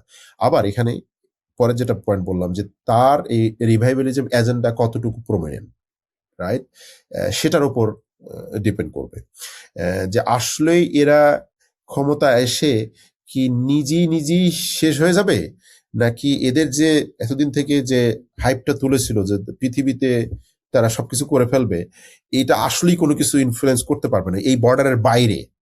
ওকে। এগুলো সব তারা, মানে তাদের স্ট্রেংথ থেকে ক্যালকুলেট এরকম, করবে। তাদের ট্রেনিং সিস্টেম থেকে এরকম যে এখান থেকে শত শত হাজারে হাজারে বিভিন্ন দেশে যে সেসব দেশকেও ইসলামাইজ করে ফেলবে, এরকম চিন্তা, এগুলো তারা তাদের যথেষ্ট স্টাডি আছে, ঠিক আছে, ওকে, এই স্টাডি করেই তারা ডিসিশনটা নেবে। ওকে। তো আমরা যদি ভাই মানে মোটা দাগে বিভিন্ন ইসলামিক দলের আহ, দেশ চালানোর এক্সাম্পল হিসেবে দেখি, আমাদের কাছে দুই রকম এক্সাম্পল আছে। একটা এক্সাম্পল হচ্ছে ইজিপ্ট বা তিউনিসিয়ার মডেল, একটা হচ্ছে টার্কি বা মালয়েশিয়ার মডেল। তো একটা বেশ সাকসেসফুল, আর একটা মোটামুটি সাকসেসফুল এবং শেষ পর্যন্ত ব্যর্থতার পরিণতি। তো আমরা যদি প্রথম ব্যর্থতা দিয়ে শুরু করি, যে ইজিপশিয়ান বা তিউনিসিয়ান মডেল, তো জামাত কিভাবে এনশিওর করবে যে তারা সেই পরিণতিতেই যাচ্ছে না? দুইটা মডেল আমি ঠিক বলবো না, মানে দুইটা মডেল, কারণ ধরেন তিউনিসিয়ার মডেল যদি বলো, তিউনিসিয়া কিন্তু মোর লিবারেল হয়ে গেছে, মানে লিবারেল হয়ে গেছিল কিন্তু তারপর তো ঠেকাতে পারেনি, রাইট। আবার সেক্ষেত্রে ইখওয়ান বা মুসলিম ব্রাদারহুড, তারা মোটামুটি মুসলিম ব্রাদারহুডের আমব্রেলায়, যদিও তারা নতুন পলিটিক্যাল পার্টি করছে কিন্তু এটা মোটামুটি সবাই জানে এটা মুসলিম ব্রাদারহুডের একটা পলিটিক্যাল অফশুট, রাইট। সো মুসলিম ব্রাদারহুড কিন্তু মুসলিম ব্রাদারহুডের নামই তারা ইয়ে করছে আর কি। তো আইডিওলজিক্যালি দুইটা যদি ব্যর্থ মনে করো, আইডিওলজিক্যালি দুইটার অ্যাপ্রোচটা ডিফারেন্ট ছিল। একটা হচ্ছে তার ইসলামিক এজেন্ডা নিয়েই সনামে তা আগানোর চেষ্টা করছে, সেক্ষেত্রে তিউনিসিয়ার মোর লিবারেল অ্যাপ্রোচ নিয়ে আগানোর চেষ্টা করছে সবাইকে নিয়ে। রাশিদ খানুশি বামদের সাথে অ্যালায়েন্স করছিলেন একটা সময়। হ্যাঁ, মানে ইজিপ্টে কিছুটা ছিল কিন্তু তার যে স্ট্রং এজেন্ডাটা ছিল যে আমি ইসলামিক যে আইডেন্টিটিটা রাখার চেষ্টা করছে, আপনার তুরস্কের ক্ষেত্রে কি হয়েছে? তুরস্কের ক্ষেত্রে তো প্রায় এক সময় ইসলামিক পার্টি ক্ষমতায় ছিল মোটামুটি, যারা তাদের মোর পূর্ণমিন ইসলামিক এজেন্ডা ছিল সেখান থেকে কিছু ডিরাইভ হয়ে সেখান থেকে একটু সরে এসে তারা এই করছে। কেউ কেউ সে এখন তোমার কথা হচ্ছে যে কোনটা অ্যাকসেপ্ট করবে, বাইরের শক্তি বা কোনোটা অ্যাকসেপ্ট করবে না, সোজা কথা, আনলেস তোমার ইউ নিজের আর শক্তি। Strong powerful. এক্স্যাক্টলি। এখন ধরো তুমি যদি, আমি তখন ইউকেতে আসছি প্রথমে 2016 সালে। তখন আমার আজও মনে আছে যখন টার্কিতে কু হচ্ছিল, তখন সিএনএন হেডলাইন করছে কু আন্ডারওয়ে ইন টার্কি, এবং এটা 4-5 ঘন্টা। বিবিসি একই অবস্থা, আমি আমার স্ক্রিনশট রাখছি। তো অলরেডি কিন্তু মোটামুটি মানে সেনাবাহিনী সবাইকে গ্রেপ্তার করে ফেলছে, কু আনসাকসেসফুল হয়েছে, still BBC and CNN headline হচ্ছে কু আন্ডারওয়ে, চলমান। কুচলমান, এবং তারা বলছে স্টিল সাকসেসফুল হবে। অথচ মোটামুটি দোকান ইয়াতে চলে আসছে, ইস্তাম্বুলে চলে আসছে, ভাষণ দিচ্ছে, কিন্তু তারপরে তারা সরাচ্ছে না। আমি বলতে চাচ্ছি যে তুমি যে এখন তুমি বলবা যে টার্কিতে মানে ছাড় দিছে, না, ছাড় দেয়নি, অন্য সবকিছু পথই ট্রাই করছে, সব পথে আনসাকসেসফুল হয়েছে। এখন এই যে সাকসেস হবে কি না সেটা নির্ভর করতেছে যারা হ্যান্ডেল করতেছে, যাদের দেশ, যাদের পার্টি, যাদের ক্ষমতায়, তারা কিভাবে, তাদের গার্ড কিরকম, তাদের স্ট্রেংথ কিরকম, তার বুদ্ধিমত্তা কিরকম, তাদের শক্তি কিরকম, সেটার উপর নির্ভর করছে। যার মানে ষড়যন্ত্র করা বা যার চেষ্টা সে করে যাবে, মানে তোমাকে টার্কি লিবারাল হয়ে গেছে বা কি বলে রাশিদ ঘানুসি লিবারাল হয়ে গেছে তাকে ছাড় দেওয়া হবে, ব্যাপারটা এরকম না। হ্যাঁ, তোমাকে মোটামুটি তুমি ওই মোটামুটি যে বিপদ সীমার উপরে আছো, কম বেশি একটা। কম বেশি। এখন তোমাকে এই বিপদ সীমাটা কেটে সামান করবে, এটা ডিপেন্ড করতেছে তোমার স্ট্রেংথের উপর, তুমি এটাকে কিভাবে ঠেকাইতে পারতেছো তোমার আপনি জনগণ কি দিয়ে। মনে করেন যে Jamaat enough capable to prevent from this? So বাংলাদেশের বিষয়টা হচ্ছে খুবই কমপ্লেক্স। প্রথম কথা হচ্ছে বাংলাদেশের এই যে কেউ ডিসিশন নেবে, ধরেন জামাত পলিটিক্যালি মানে মানে ডেমোক্রেটি ইলেক্টেড হয়ে গেল। এখন আমরা হাইপোথেটিক্যাল মানে সিনারিও চিন্তা করি, কারা এই ডেমোক্রেটিক ইলেক্টেড গভর্নমেন্টকে গভর্নমেন্ট ফর্ম করলো। একটা হচ্ছে গভর্নমেন্ট ফর্ম করার আগেই কলাপস করতে পারে। কলাপসের কি হতে পারে? রাস্তায় লক্ষ লক্ষ লোক বিরোধী নামলো, রাইট? আর্মি। এবং আর্মি আমি বলতেছি লক্ষ লক্ষ, এবং কেওয়াস মারামারি শুরু হলো। আর্মি বললো যে এটা তো কেওয়াস হচ্ছে, সো আমরা টেক ওভার করলাম, রাইট? আর একটা আছে কেওয়াস হলো, কিছু মারামারি হলো, মোটামুটি শান্ত হলো, তারপরে আর্মি আসলে ট্যাকেল করতে পারলো না, তারপরে দেখো পলিটিক্যাল পার্টি ঠিক আছে আপাতত জামাত সরকার গঠন করলো। এরপরে কি হলো? এরপরে নানান ধরনের কনসপিরেন্সি হলো। তো এখানে পলিটিক্যালি যে বিষয়টা সেটা হচ্ছে জামাতের মিনিমাম যদি কিছু পজিটিভ জিনিস করতে পারে। বাংলাদেশের মানুষের মানে আকাঙ্ক্ষা খুবই কম। ধরেন আপনি 100 টাকার জিনিস যদি 80 টাকায় কোনোভাবে চলে আসে, ইউনুসের ক্ষেত্রে যে হয়েছে, দেখে যে সাকসেস রেটিং ইয়া করছে। আপনি যদি মানে অফিস আদালতে যান, অফিস আদালত যেয়ে যে আগে ঘুষ দিতে হতো না, এটা যদি 10টা, ঢাকা শহরে যদি 100টা অফিসের মধ্যে 10টা 20টা কমে যায়, মানুষের এক্সপেকটেশন মোটামুটি অনেকটাই ফুলফিল হবে। আমি বলতে চাচ্ছি যে একটা হচ্ছে ইমিডিয়েটলি গভর্নমেন্টটা কলাপস করবে। ফর এক্সাম্পল সেটা তো আমি একটা বললাম যে কেউ ইলেকশন সিস্টেম মেনে নিল না, বিএনপি বললো বা অন্য দল বললো না, ইলেকশন কারচুপি হয়েছে, এসে মারামারি শুরু হলো এবং সেনাবাহিনী টেক ওভার করলো বা একটা কেওয়াস সৃষ্টি হলো। আর একটা হচ্ছে গভর্নমেন্ট করার পর জনগণকে নামানো একটু টাফ হবে। কারণটা হচ্ছে জামাত যদি মিনিমাম পারফরমেন্স করতে পারে, যে এজেন্ডাগুলোতে সামনে নিয়ে আসতেছে বা আসবে, বা জামাত যেগুলোকে হাইলাইট করবে, সেটি হচ্ছে করাপশন, চাঁদাবাজি, এই জিনিসগুলো। এগুলো বাংলাদেশের মেইন থিং, মানে মেইন একটা। এরপরে আসছে আনএমপ্লয়মেন্ট। কিন্তু এইটা আমার কথা হচ্ছে, আমি একটা এখানে দোকান ধরে বসছি, আমি একটা মুদির দোকান ধরে বসছি, আমি এটাই করে খেতে পারতেছি না, কারণ চাঁদাবাজির কারণে। আমি একটা রিক্সা চালাচ্ছি কিন্তু চাঁদাবাজির কারণে ইয়ে করতে পারছি।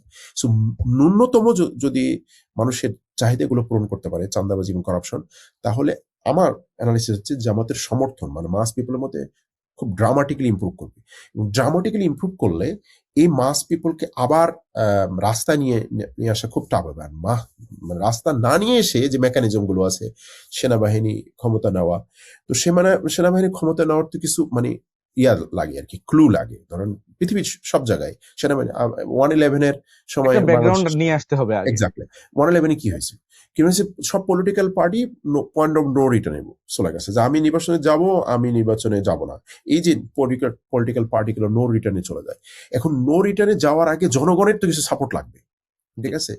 সো আমার কাছে মনে হচ্ছে যে জামাত যদি কিছু কিছু মানে খুব পপুলার এজেন্ডাকে হিট করতে পারে, পপুলার এজেন্ডাকে সামনে নিয়ে আসতে পারে, তাহলে এই যে মাস পিপলকে মোবিলাইজেশন, বিরোধীদের পক্ষে মাস পিপলকে মোবিলাইজেশন করে একটা এক্সকিউজ তৈরি করে সেনাবাহিনীকে ইন্টারফেয়ার করা বা ইন্টারন্যাশনাল মানে স্যাংশন বা এগুলো করানো একটু টাফ হবে। এইখানে তাহলে ইন্টারিমের সাথে যদি আমরা একটা কম্পেয়ার করি, যে আওয়ামী লীগের সময় যে পরিমাণ দুর্নীতি এবং চাঁদাবাজি হইতো, ইন্টারিমের সময় সেটা কিছুটা কমেছে, কিন্তু পুরাপুরি কিন্তু কমে নাই। একটা বড় অংশ এখনো চাঁদাবাজি দুর্নীতি করেই যাচ্ছে। ইন্টারিমের পুলিশ বা আইন শৃঙ্খলা বাহিনী কিন্তু এটা দমন করতে ব্যর্থ। তো জামাতের আইন শৃঙ্খলা বাহিনী এটা পারবে, বা সক্ষমতা তো হুট করে চেঞ্জ হয়ে যাবে না, জামাত কিভাবে তাহলে এটা কন্ট্রোল করবে? অ্যান্সার হচ্ছে পারবে। কারণটা হচ্ছে এখন পারতেছে না কেন, অনেকগুলো কারণ। তার মধ্যে সবচেয়ে বড় কারণ আছে, আমি একজন পুলিশের খুবই সিনিয়র সৎ কর্মকর্তার সাথে কথা বলছিলাম, আমার পরিচিত। উনি বললেন যে এই যে ইউনূস সরকারটা কতদিন থাকবে নোবডি নোস, মানে আমি 1 বছর আগের ঘটনা বলতেছি। জি। তো ইউনূস সরকারের এজেন্ডা কি? তার কোনো পলিটিক্যাল ফিলোসফি আছে? না। তার কোনো পলিটিক্যাল এজেন্ডা আছে? যখন জামাত গভর্নমেন্ট ফর্ম করবে, তো সবাই তো জানে জামাতের একটা এজেন্ডা আছে, জামাতের একটা ম্যানিফেস্টো আছে, জামাত একটা political party that is working from last 80-90 years or since independence, last 50 years. Jamaat কি একটা মানুষ জানে আর কি। ইউনূস কি কেউ জানে? ইউনূসের গভর্নমেন্টটা কি এজেন্ডা নিয়ে আসছে? নোবডি নোস। সো যখন একটা পলিটিক্যাল, আমি বলছি এটা বিএনপির ক্ষেত্রেও, যখন একটা পলিটিক্যাল পার্টি ক্ষমতা দখল করে, মানে সরি ক্ষমতা বলতে বলছি ক্ষমতায় আসে, তখনই তার একটা এজেন্ডা নিয়ে আসে, তার কিছু কমিটমেন্ট নিয়ে আসে।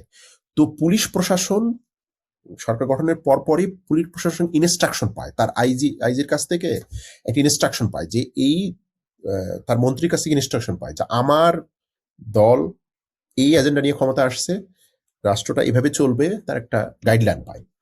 তো পুলিশের কর্মকর্তাগুলো মোটামুটি ওই ফিলোসফির মাথায় রেখে, আমি বলতে চাচ্ছি না যে পলিটিক্যাল এজেন্ডা না, মানে রাষ্ট্রের আইন শৃঙ্খলা বা সবকিছু একটা তার গাইডলাইন দেওয়া হয়। তো ইউনূসের ক্ষেত্রে সেটা ছিল না, এটা হচ্ছে বড় জিনিস। এবং এই গভর্নমেন্টটা কতদিন থাকবে, গাইডলাইন যায় নাই পুলিশের কাছে যে এইভাবে চলো তোমরা? না না, এইভাবে আমি বলতেছি যে পলিটিক্যাল ভিশন, আমি বলছি যে আইন শৃঙ্খলা ভিশন ছিল, কিন্তু পলিটিক্যাল ভিশনটা এখন তুমি বলতে পারো যে পলিটিক্যাল ভিশন ছাড়া না থাকার কারণেই কি আইন শৃঙ্খলা, নো, এটাও না। সেকেন্ড হচ্ছে যে এই যে যারা এন্টি গভর্নমেন্ট বা প্রো ফেসিস্ট যে এলিমেন্ট আছে, এইগুলো ওই সব মানে তার জায়গা মতোই মোটামুটি সে ফাংশন করতেছে। যখন একটা পলিটিক্যাল গভর্নমেন্ট আসবে, এই পলিটিক্যাল ভিতরে স্ট্রং পলিটিক্যাল এজেন্ডা আছে, ঠিক আছে, এবং তার সে কি করবে, সে তার পলিটিক্যাল যে মেকানিজম, সে পলিটিক্যাল কি পজিশনে সে বসায় তার পলিটিক্যাল এজেন্ডা অনুযায়ী, আমি বলছি ব্যাড অর্থে না, আমি পজিটিভ অর্থে, কিন্তু তাকে যে ডেলিভার করতে হবে, তাকে যে আইন শৃঙ্খলা পরিস্থিতি উন্নতি করতে হবে, তার যে কমিটমেন্ট সেটা বাস্তবায়ন করতে হবে, সেভাবেই সে তার পুরো শুধু আইন শৃঙ্খলা না পুরো প্রশাসনটা থেকে সাজানোর চেষ্টা করবে তার ডেলিভারির জন্য। কারণ আইন শৃঙ্খলা ইউনূসের ব্যর্থতার অনেকগুলো কারণ আছে। একটা কারণ তো বললাম, তার মানে কর্মকর্তারা, এই যে তুমি দেখবে যে হাদি ঘটনাটা কখন হলো, যখন ইলেকশনের ঘোষণা করা হলো। তার মানে যত এই সরকারটা চলে যাওয়ার চেষ্টা করতেছে, তত আইন শৃঙ্খলা বাহিনীগুলো লুজ হয়েছে। কেন কি, সে তো অ্যাকাউন্টেবিলিটি কার কাছে করবে এটা চিন্তা করছে, আর ইউনূস তো চলে যাবে, ব্যাপারটা এরকম।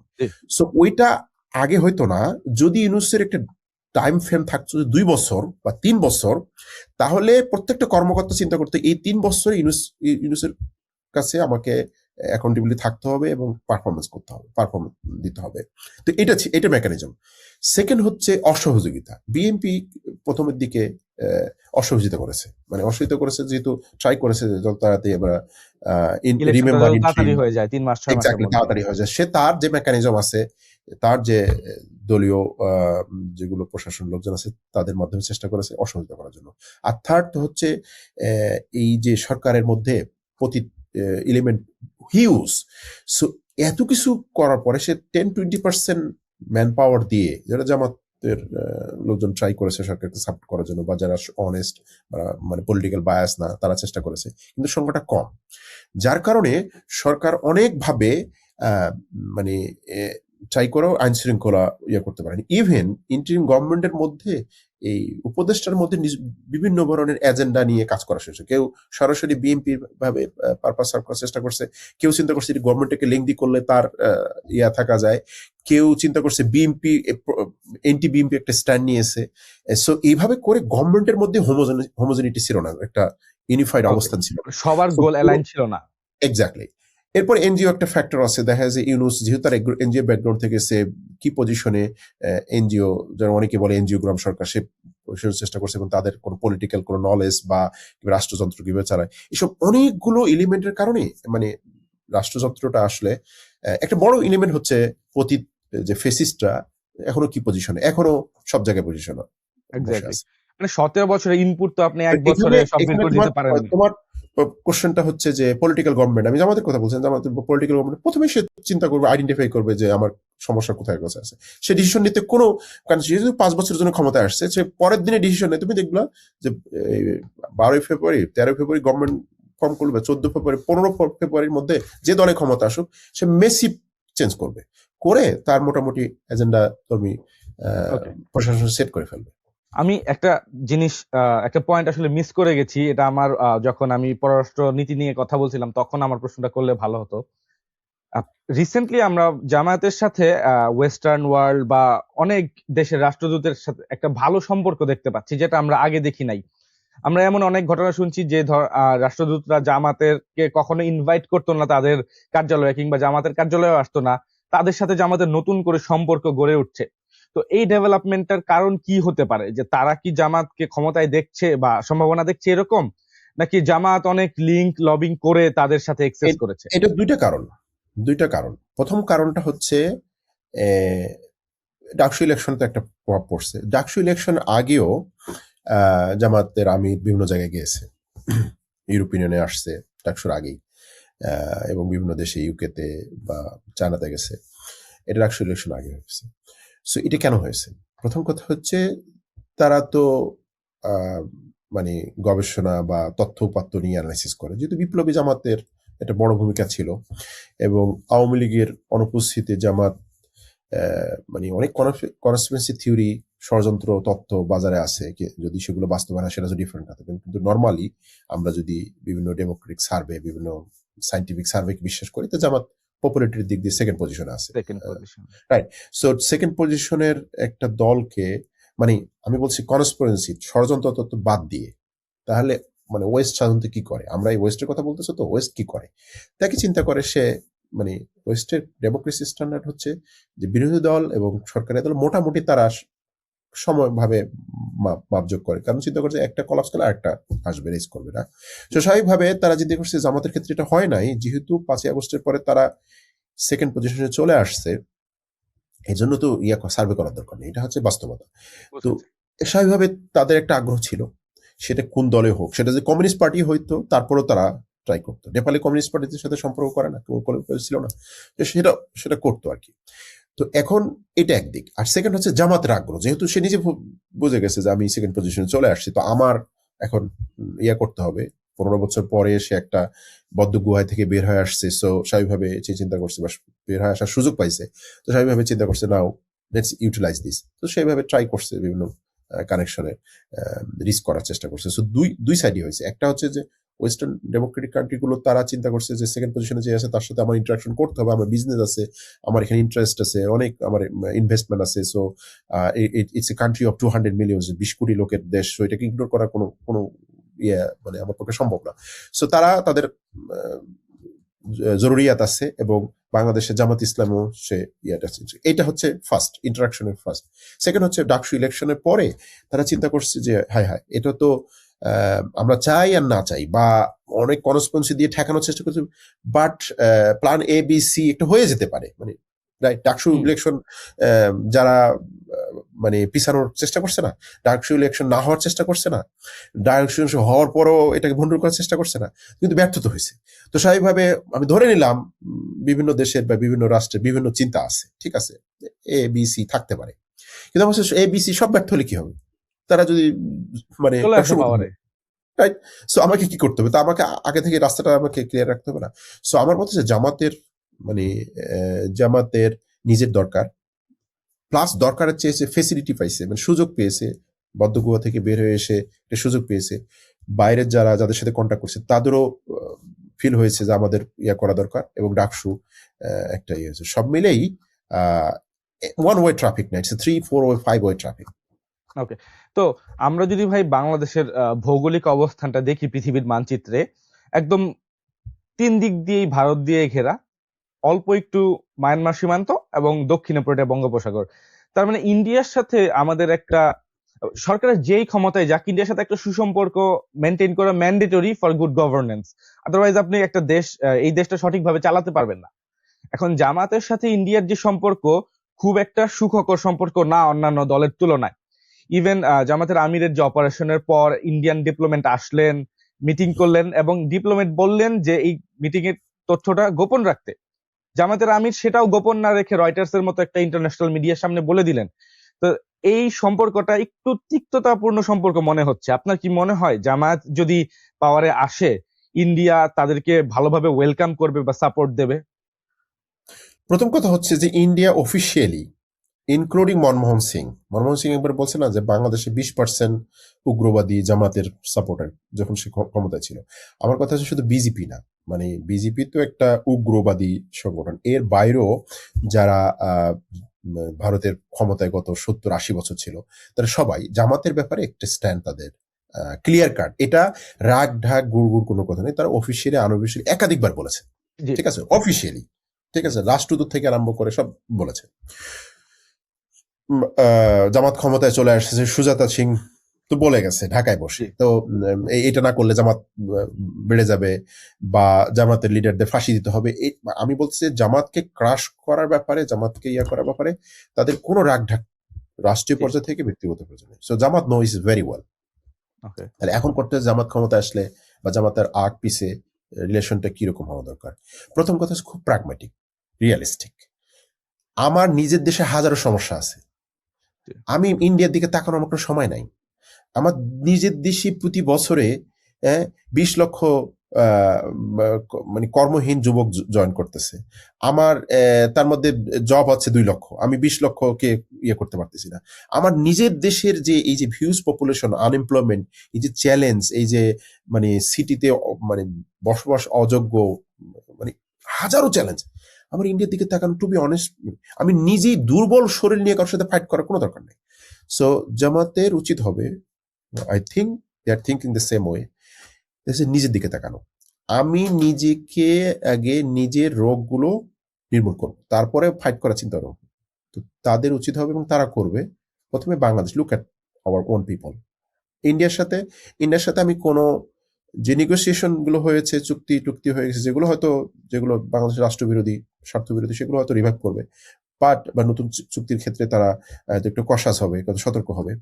আদারওয়াইজ ইন্ডিয়ার সাথে মানে এই করব সেই করব এই ধরনের কোনো কথা তারা সাধারণত বলার কথা না, আমি মনে করি, বলার উচিত হবে না। আ, এখানে একটু আপনাকে থামাই। না, আমি ধরেন এটা শেষ করে দেই, আমি একটু শেষ বাংলাদেশ, করে একটু দেই। না, আমার এখানে একটা প্রশ্ন অ্যাড করা আছে।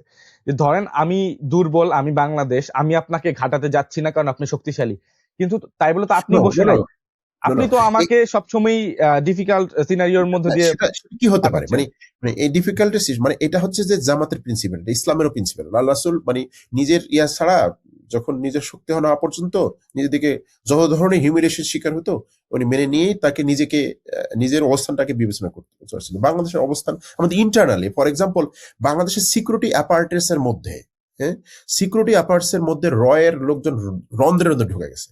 তো এইটা আমি ক্লিন না করার চেয়ে আমি ইন্ডিয়ার বিরুদ্ধে কি পদক্ষেপ নিব? ওই দেশ আমি নিজে, বাংলাদেশের যে ইনফরমেশন গেটওয়ে আছে, এই ইনফরমেশন গেটওয়ে পুরোটা India control right now, 95%। So এইটাকে আমি ক্লিন আপ করাচ্ছে, বাংলাদেশের সেনাবাহিনীর এক ক্যান্টনমেন্ট থেকে আরেক ক্যান্টনমেন্ট ইমেল পাইলে সেটা ইন্ডিয়া দেখতে পাচ্ছে। সো এইটা আমি না করে, আমি ওগুলো করে, আমার কথা হচ্ছে আমি ইন্টারনালি শুধু, মানে আমি বলছি যে আনএমপ্লয়মেন্ট না, মানে ইন্টারনাল আমার সিকিউরিটি মেকানিজম কলাপস করছে। এইটা না করে আমি বড় বড় বক্তৃতা বিবৃতি দিয়ে কোনো দরকার নাই। আমি বলছি যে they will and they should concentrate on internal affairs, solely on internal affairs, maybe for one time, and let's এবং আমার মনে হয় বিএনপি আসলে একই কাজ করবে। বিএনপি বা এর আগে মানে বিএনপি তো ক্ষমতায় ছিল, and মানে অ্যাকর্ডিং টু ইন্ডিয়া, মানে এমন না যে বিএনপির খালেদা জিয়া বা এর আগে জিয়াউর রহমান বা খালেদা জিয়া টু টার্মই ছিল মানে খুব প্রো ইন্ডিয়ান কোন স্ট্যান্ড নিয়েছে, বরং বাংলাদেশের ব্যাপারে তার স্ট্যান্ড নিয়েছে, এবং যার কারণে ইন্ডিয়া বিএনপিকে ক্রাশ করার চেষ্টা করছে এবং ভবিষ্যতে করবে, রাইট?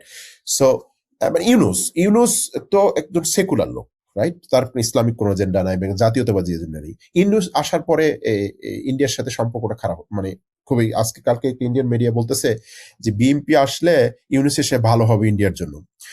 ভালো হবে না খারাপ হবে সেটা তারা পরে দেখবে, কিন্তু হচ্ছে কেন বলতেছে ইন্ডিয়া আপাতত ইউনুসকে সরাতে যাচ্ছে। ইউনুস, হ্যাঁ ইউনুসে সরাই দেবে। কেন হচ্ছে? ইউনুসের দুইটা কারণে হচ্ছে। একটা হচ্ছে যে এই ইউনুস পলিটিক্যাল কোনো ব্যাকগ্রাউন্ড নাই, ক্ষমতায় যাওয়ার পরে দেখছে এই যে যতগুলো বাংলাদেশের সমস্যা ক্রিয়েট করতেছে, মানে তার কাছে গোয়েন্দাদের রিপোর্ট আছে না, তার কাছে তার রাষ্ট্রের মেকানিজমের বিভিন্ন রিপোর্ট আছে না, সে দেখতেছে যে সবগুলোর পিছনেই ইন্ডিয়ার এলিমেন্ট, ইনসাইড ইনভেন্ট আর আউটসাইড এলিমেন্ট জড়িত। ইন্ডিয়া এগুলো ইনডাইরেক্টলি ডাইরেক্টলি করাচ্ছে। তো তখন সে চিন্তা করছে যে না, তো তার পলিটিক্যাল ব্যাকগ্রাউন্ড না থাকলেও সে পলিটিক্যাল একটা সেন্স ডেভেলপ করতেছে যে India is the number one enemy for our instability, right? So এটা অটোমেটিক চলে আসবে। এখন আমি বলছি যে জামাতের ক্ষেত্রে হোক, বিএনপির ক্ষেত্রে, যে সরকারে আসুক না কেন, পররাষ্ট্রনীতির ক্ষেত্রে প্রথমে নিজের শরীরের দিকে তাকানো, নিজের শরীরটাকে একেবারে এফোর অফোর করে দিয়ে দিছে, ঠিক আছে? গত 15 বছর বা 20 বছরে এটাকে ক্লিন আপ করতে হবে এবং এটাকে স্ট্রেংথেন করতে হবে। I think Jamaat should do that the same thing. And then এর মধ্যেই তুমি যেটা বললা যে ইন্ডিয়া ইন্ডিয়া ইনস্টিগেট করার চেষ্টা করে, well it might not be the case, because we have friends all over the world, so we will try. মানে কি করবে, ধরো বর্ডারে 5-7 জন মেরে ফেললো, ঠিক আছে, মেরে ফেলবো, অথবা কোনো একটা অকারণ মানে দেশি বর্ডারে করা উগ্রপন্থীদের ফান্ডিং দিল, উস্কে দিল। ফান্ডিং দিল, সেটা এগেইন উগ্রবাদের ফান্ডিং দিলে তুমি কি করবা? তোমার দেশে এসে তো করার চেষ্টা করবে, তো তোমার দেশের মেকানিজম দিয়ে তুমি আগে তুমি জানছো, মানে ইন্ডিয়া এখন যে ইউনিট জানতেছে না যে কি কি ইন্ডিয়া করাচ্ছে ইনসাইডে, জানে। তো বিএনপি জানতো না যে, বিএনপি যখন ক্ষমতায় ছিল তখন জানতো না যে ইন্ডিয়া এগুলো করাচ্ছে, জামাত আসলো তার জানবে। তো সেক্ষেত্রে সরাসরি ইন্ডিয়ার এগেনস্টে না যেয়ে তার ইন্টারনাল সিকিউরিটি মেকানিজমটাকে স্ট্রেংথেন করে সেটাকে ইয়ে করার চেষ্টা করবে। সে ধরে রাখবে যে ইন্ডিয়া সবকিছু তার অ্যাপার্টে ইউজ করে, ইন্টারনাল এক্সটার্নাল সবকিছু ইউজ করে আমাকে ডিএস্টাবলিশ করার জন্য সরকার গভর্নমেন্টকে ফল করার চেষ্টা করবে। সো এটা আমি ইন্ডিয়ার সাথে হর্ড এক্সচেঞ্জ না করে আমার ইন্টারনাল সিকিউরিটি মেকানিজমটা ইমপ্রুভ করে আমি ঠেকানোর চেষ্টা করবো। So they should do that and they will do that. জি, এইখানে যেহেতু আমরা আচ্ছা, ফরেন পলিসি ইন্ডিয়ার নিয়ে আরেকটা প্রশ্ন যেটা বলছিলা যে তুমি, যে ইন্ডিয়া মানে যেহেতু তাদের ঘোষিত নীতিটা ছিল জামাত, মানে জামাতের সাথে কোনো এনগেজমেন্টে না যাওয়া, সেক্ষেত্রে তারা আগস্টের শেষে যেটা করেছে, August according to different media and different sources analysis, যেটা হয়েছে, যেহেতু মানে তুমি একজনকে এতদিন থেকে গালমন্দ করছো, মানে ওপেনলি যা তা বলছো, এবং তাকে তুমি তার লিডারদেরকে শেষ করে দিয়েছো, ডাইরেক্টলি ইনডাইরেক্টলি মানে কচু কাটা করছো। মোদি ভিজিট করার সময় কত লোক ব্রাহ্মণবাড়িয়া আলেম ওলামাদের মেরে ফেলছে, এই করছে, মানে যা করার ইচ্ছা, তাই না? এবং ইন্ডিয়া তো রাগ ঢাক না করে বলছে যে জামাতের সব লিডারদের ফাঁসি দিতে হবে, এত কিছু করেছে। এখন এই লোকটার সাথে তুমি দেখা করতে যাবা কেমন? তোমার তো মুখ, মানে বাংলাদেশে বলতে একটা মুখ লজ্জার মানে বলতে একটা কথা আছে, তাই না? এখন তুমি ঘোষণা দিলা জামাতের আমিরকে অসুস্থ হয়েছে, আমি একটা ফুলের তোড়া নিয়ে যাব, এটাকে কেমন দেখায় না? তো তারা তখন চিন্তা করছে যে আমি আপনার কাছে আসতে চাচ্ছি, এখন আপনি অসুস্থ, এটা উইক পয়েন্ট, মানুষের কি অসুস্থ এটা একটা ভান করছে যে অসুস্থ, এটা আবার একটু রিলেশনটা হোক। এখন তখন উনি বলছে যে কেন, যে আমার দেশে, আমার কাছে তো অন্য দেশে আসে, ইউকে রাষ্ট্রদূত আসে, হাইকমিশন আসে, ইউএস এর রাষ্ট্রদূত, আপনার অপেলে আসতে সমস্যা কথা, ও সমস্যা তো সে জানে।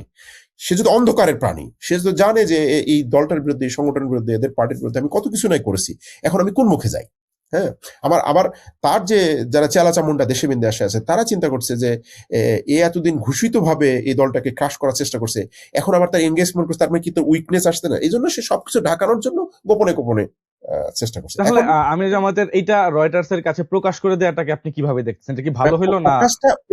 প্রকাশটা উনি এমন ভাবে করছেন যে উনি হয়তো চেয়েছেন যে হোক, হলে এটা অনেকগুলো ইমপ্লিকেশন উনি হয়তো চিন্তা করছে, যে আমি জানি না, মানে আমি একজন গবেষক হিসেবে চিন্তা করতে পারি, বা বাংলাদেশের দিকে উনি হয়তো চিন্তা করছেন যে বাংলাদেশের, মানে একটু আগে যেটা বললাম যে জামাতের এক্সপার্ট কারা, এটা মানুষ জানার জন্য উদ্গ্রীব। এট দ্য সেম টাইম মানুষ জানার জন্য উদ্গ্রীব জামাত কি ইন্ডিয়ার সাথে, মানে কেমন সম্পর্ক হবে? আমাদের সার্ভাইভ করা সম্ভব? তো উনি চিন্তা করছে যে কিরে এতদিন থেকে এত রাষ্ট্রদূতের সাথে হলো, কিন্তু আমাদের এই উঠানের ভদ্র মহিলা ভদ্রলোকের সাথে কথাবার্তা হলো না। বাংলাদেশের মানুষের মনে এটা প্রশ্ন জাগে নাই? মানে exactly. Despite that India is our, I should not say this and হ্যাঁ। দ্যাট, ডিসপাইট দ্যাট বাংলাদেশের সমালোচিত। আচ্ছা, জামাত ক্ষমতা আসলে ইন্ডিয়ার সাথে সম্পর্কটা কি হবে? ইন্ডিয়া তো হুম। এখনো জামাতের সাথে মিটিং করতেছে না, রাইট? হুম। তো উনি ফিল করতেছে আসলে মিটিং তো হয়ে গেছে, মিটিং তো করছে, তারা ফিল করতেছে, রাইট? ভেরি ইন্টারেস্টিং থিং, মিটিংটা হয়েছে কখন?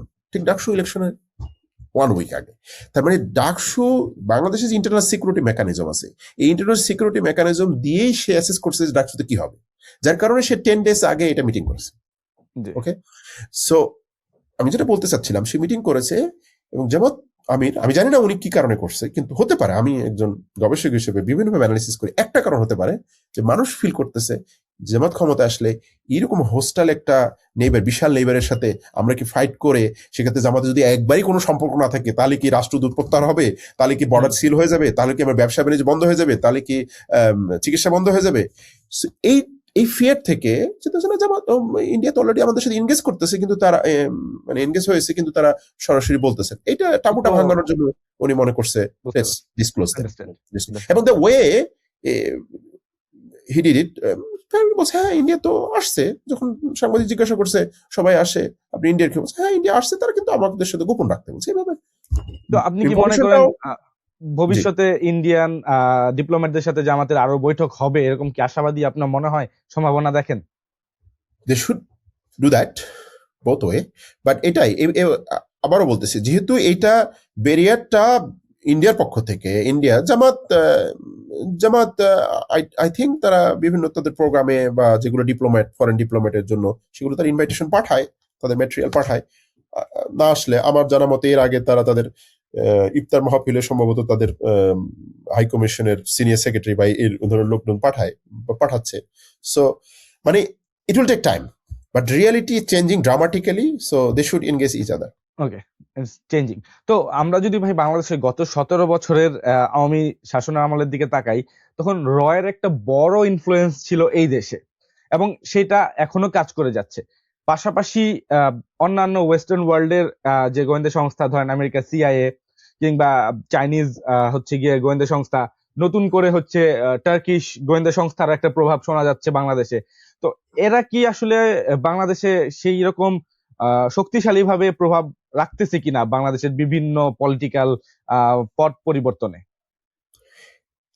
অন্যান্য দেশের ইনফ্লুয়েন্স খুব একটা নাই, দুইটা দেশেই। একটা হচ্ছে যে সুপার পাওয়ার দেশ, তো তার নিজের স্বার্থের জন্য তার একটা বিশাল ইন্টারেস্ট আছে, প্লাস এখানে রিজনাল এবং জিও পলিটিক্যাল ইন্টারেস্ট আছে আমেরিকার। সো তারা, আমেরিকা তার সহযোগীরা মোটামুটি কোঅর্ডিনেশন করে তারা করে। আর ইন্ডিয়া, সো ইন্ডিয়ার মানে মূল ইয়াটা হচ্ছে ইন্ডিয়া, কারণ ইন্ডিয়া ইনফিল্ট্রেট করছে, মানে কি বলবো, মানে প্রত্যেকটা রন্ধ্রে রন্ধ্রে, মানে শরীরের এমন কোনো জায়গা নেই, বিশেষ করে গত 16-17 বছর। এক বন্ধু বলতেছিল যে নিয়োগ হতো, বাংলাদেশের কিছু কিছু গোয়েন্দা সংস্থার লোকদের নিয়োগ হতো টিএসসিতে বসে ছাত্রলীগ লিস্ট দিত এবং সেখানে নিয়োগ হতো। তো এই নিয়োগ তো বাতিল হয়নি, তাই না? এই নিয়োগ তো বাতিল হয়নি, এই সবগুলোই আছে। এবং আমরা জানি বুয়েটে, আমি যেহেতু বুয়েটে পড়াশোনা করছি, তো বুয়েটের ছাত্রলীগের যে ছেলেগুলো চিনতাম, এরা এখন বড় বড় পজিশনে চলে গেছে, এরা আছে, পুলিশে আছে, এগুলো হার্ডকোর ছাত্রলীগ। সো এদের মানে এখন বাই ডিফল্ট এদের একটা বিরাট গ্রুপ মানে ইন্ডিয়াকে মামা, খালু, ভাই, মানে ভাই, দাদা মনে করে। এবং মনে করাটা এটা হাইপোথেটিক্যাল না, এটা হচ্ছে তার নেত্রী ওখান থেকে এসে ওখানে যাওয়ার মধ্যেই প্রমাণ করে দিল। শুধু তাই নয়, এটা বলা হয়েছিল যে বাংলাদেশের গত 5টা কনজিকিউটিভ সম্ভবত, মানে একের পর এক যে গোয়েন্দা প্রধান আসছে, তখন এখন ইন্ডিয়া পালায় গেছে। সো একটা দেশের রাষ্ট্রপ্রধান এবং সে যে ডিফেন্স অ্যাডভাইজার, উনি চলে গেছেন, তারপরে গোয়েন্দা প্রধানটা চলে গেছেন। সো মানে তোমার যে তথ্য সবকে নিয়ে, মানে তার হিউম্যান ইন্টেলিজেন্স দিয়ে যা নেওয়া যায় তো সব নিয়ে গেছে। সো তারপরে তোমার যে বড় বড় এই যে মনিরুল, তারপরে এই যে হারুন, বিহারে বেরোজেন, সবগুলো তো ওই দিক দিয়ে পাশ করে অন্য কোনো দেশে চলে গেছে। তার মানে হচ্ছে এই যে দলটা এবং তার যে সিকিউরিটি অ্যাপারেটাস পুরোটা তো ইন্ডিয়াতে, তার মাথা সহ চলে গেছে। এবং তাদের যে মানে চেলা বাচ্চা এখানে আছে, ঠিক আছে? এই চেলা বাচ্চা তো চিন্তা করছে আমাদের ভবিষ্যৎ ওই জায়গায়, আমরাও পার হলে গেলে ওই জায়গায় যাব। সো মানে internally they are connected, right? So huge connection, huge man power, right? So অন্যান্য দেশের কথা এটা খুব মাইনর, অন্য দেশের তুলনায় এগুলো থেকে ডাইভার্ট করার জন্য মূল হচ্ছে ইন্ডিয়া, মূল ইন্ডিয়ার। এবং এটা কোনো রাগ ঢাকের কোনো কিছু নাই, রাগ ঢাকের কোনো কিছু নাই। জি। আর বাংলাদেশের যদি পলিসিগত একটা বড় সমস্যার কথা বলি ফরেন, সেটা হচ্ছে আমাদের একটা রোহিঙ্গা সমস্যা এখনো বাংলাদেশে এক্সিস্ট করে। তারা সেই 10 লাখের মতো আসছিল, এখন জনসংখ্যা বেড়ে অনেক বেশি হয়ে গেছে। আমি আসলে এখন সংখ্যাটা জানি না, বাট ফিউ মিলিয়নস ডেফিনেটলি। তো তাদেরকে বাংলাদেশে জামাত যদি ক্ষমতায় আসে, তাদেরকে কি দেশেই রেখে দেওয়ার প্ল্যান, নাকি তাদেরকে ফেরত পাঠাবে? এটা নিয়ে জামাত কি কোনো ধরনের চিন্তা ভাবনা সো করছে? এক্ষেত্রে আমি বলবো রোহিঙ্গাদের ব্যাপারে একটা চায়নাকে, এই সরি, মায়ানমারকে, বার্মাকে রাজি করানো, রাইট? জি। সো এই ক্ষেত্রে বার্মার ইনফ্লুয়েন্স করার একটাই দেশ আছে, শক্তিশালী দেশ, সেটা চায়না। যেহেতু মানে ইন্ডিয়া এখানে একটা বিরাট ফ্যাক্টর বাংলাদেশের ক্ষেত্রে, তো চায়নার সাথে স্বাভাবিকভাবে জামাতের একটা সম্পর্ক হওয়ার পসিবিলিটি বা প্রসপেক্ট সৃষ্টি হয়েছে ক্ষমতা যাওয়ার আগ থেকে, চায়নার নিজস্ব ইন্টারেস্টের কারণে বা জামাতের বন্ধু, বহির্বিশ্বে বন্ধু সার্চের বাড়ানোর মিশনে। একটা, হ্যাঁ। এক্স্যাক্টলি। সো শত্রু শত্রু বন্ধু, এই খুবই কমন একটা ইস্যু, মানে phenomena in the world diplomacy. So এখন সেভাবে হবে। তো এখন জামাত যেহেতু একটা সংগঠন যারা মোটামুটি ডিসকাশন, ডায়ালগ, ওপেন ডিসকাশনের পক্ষপাতী বা খুব প্র্যাগম্যাটিক ডিসিশন নেওয়ার পক্ষপাতী, তো সেক্ষেত্রে চায়নাকে তারা ট্রাই করবে যে এটাকে মানে মানে চায়না, আবার চায়নার সাথে এনগেজমেন্টের ক্ষেত্রে ওয়েস্টের বা ইউএস এর এনগেজমেন্ট কি হবে এই ব্যালেন্স করা। আমি একটু আগে বললাম যে তারা চেষ্টা করবে বা তাদের চেষ্টা করা উচিত, সেটা হচ্ছে যে ব্যালেন্স করা এবং ইন্টারনাল ইস্যুকে কনসেন্ট্রেট করা। তো সেক্ষেত্রে আমার মনে হয় তাদের উচিত হবে যে দুইটা শক্তিশালী দেশ, ইউএস ইন্টারেস্ট এবং চায়না ইন্টারেস্টকে মাথায় রেখে বাংলাদেশের ইন্টারেস্ট হার্ম না করে রিলেশন রাখা, এবং সেক্ষেত্রে কিভাবে রোহিঙ্গা ইস্যুটাকে একটা কমন গ্রাউন্ডে নিয়ে আসা যায়, যেটার মাধ্যমে মায়ানমারের নিজের কনসার্ন অ্যাড্রেস করা যায় থ্রু চায়না, এবং চায়নাকে পার্সু করে মায়ানমার আসলে তারা এদেরকে আসলে নিয়ে আসা হয়েছে। কোনো এক সময় বলা হয়েছিল যে এখানে চায়না একটা করিডোর তৈরি করবে টু বে বেঙ্গল, এখান থেকে তাদের একটা সামরিক ঘাঁটি করবে, এই জন্য এটা করছে। মানে অনেক ধরনের আমরা কথাবার্তা শুনেছি। এখন এটাও কি এখনই এক্সিস্ট করে? এখন সেখানে ইউএস মানে ইনফ্লুয়েন্স করার চেষ্টা করছে, ইউএস আসার জন্য চেষ্টা করছে, এগুলো কি মানে এগুলো অর্থ জিনিসটা অ্যানালাইসিস করে একটা কমন গ্রাউন্ড তৈরি করে তাদেরকে দুই দেশের মানে নিজের দেশের ইন্টারেস্টকে অক্ষুণ্ণ রেখে দুই দেশ আসলে চাওয়া পাওয়াগুলো কি, এগুলোকে কমন গ্রাউন্ডে অ্যাড্রেস করা যায় কিনা। এবং চায়না হয়তো দেখা গেল যে না ঠিক আছে, যে তার যে সিকিউরিটি কনসার্ন সেটা মোটামুটি বাংলাদেশ অ্যাড্রেস করতেছে, তখন তো আসলে জামাত হবে না, তখন বাংলাদেশ গভর্নমেন্ট হবে, জি। তার সিকিউরিটি কনসার্ন অ্যাড্রেস করতেছে। এবং সেক্ষেত্রে চায়নার মধ্যে okay, this is the win win situation, let's pursue Myanmar government to take them back. So Jamaat will try their best to take into consideration China and Muslim বিশ্ব যদিও politically diplomatically powerful না, কিন্তু economically বিভিন্ন দেশ সহযোগিতা করছে, turkey সহযোগিতা করছে, ওয়াইসি সহযোগিতা করছে। তো তাদের একটা মেকানিজম ডেভেলপ করার চেষ্টা করবে। এই 2-3 মিলিয়ন লোক চলে যাবে, তাদের বসত বাড়ির দরকার আছে।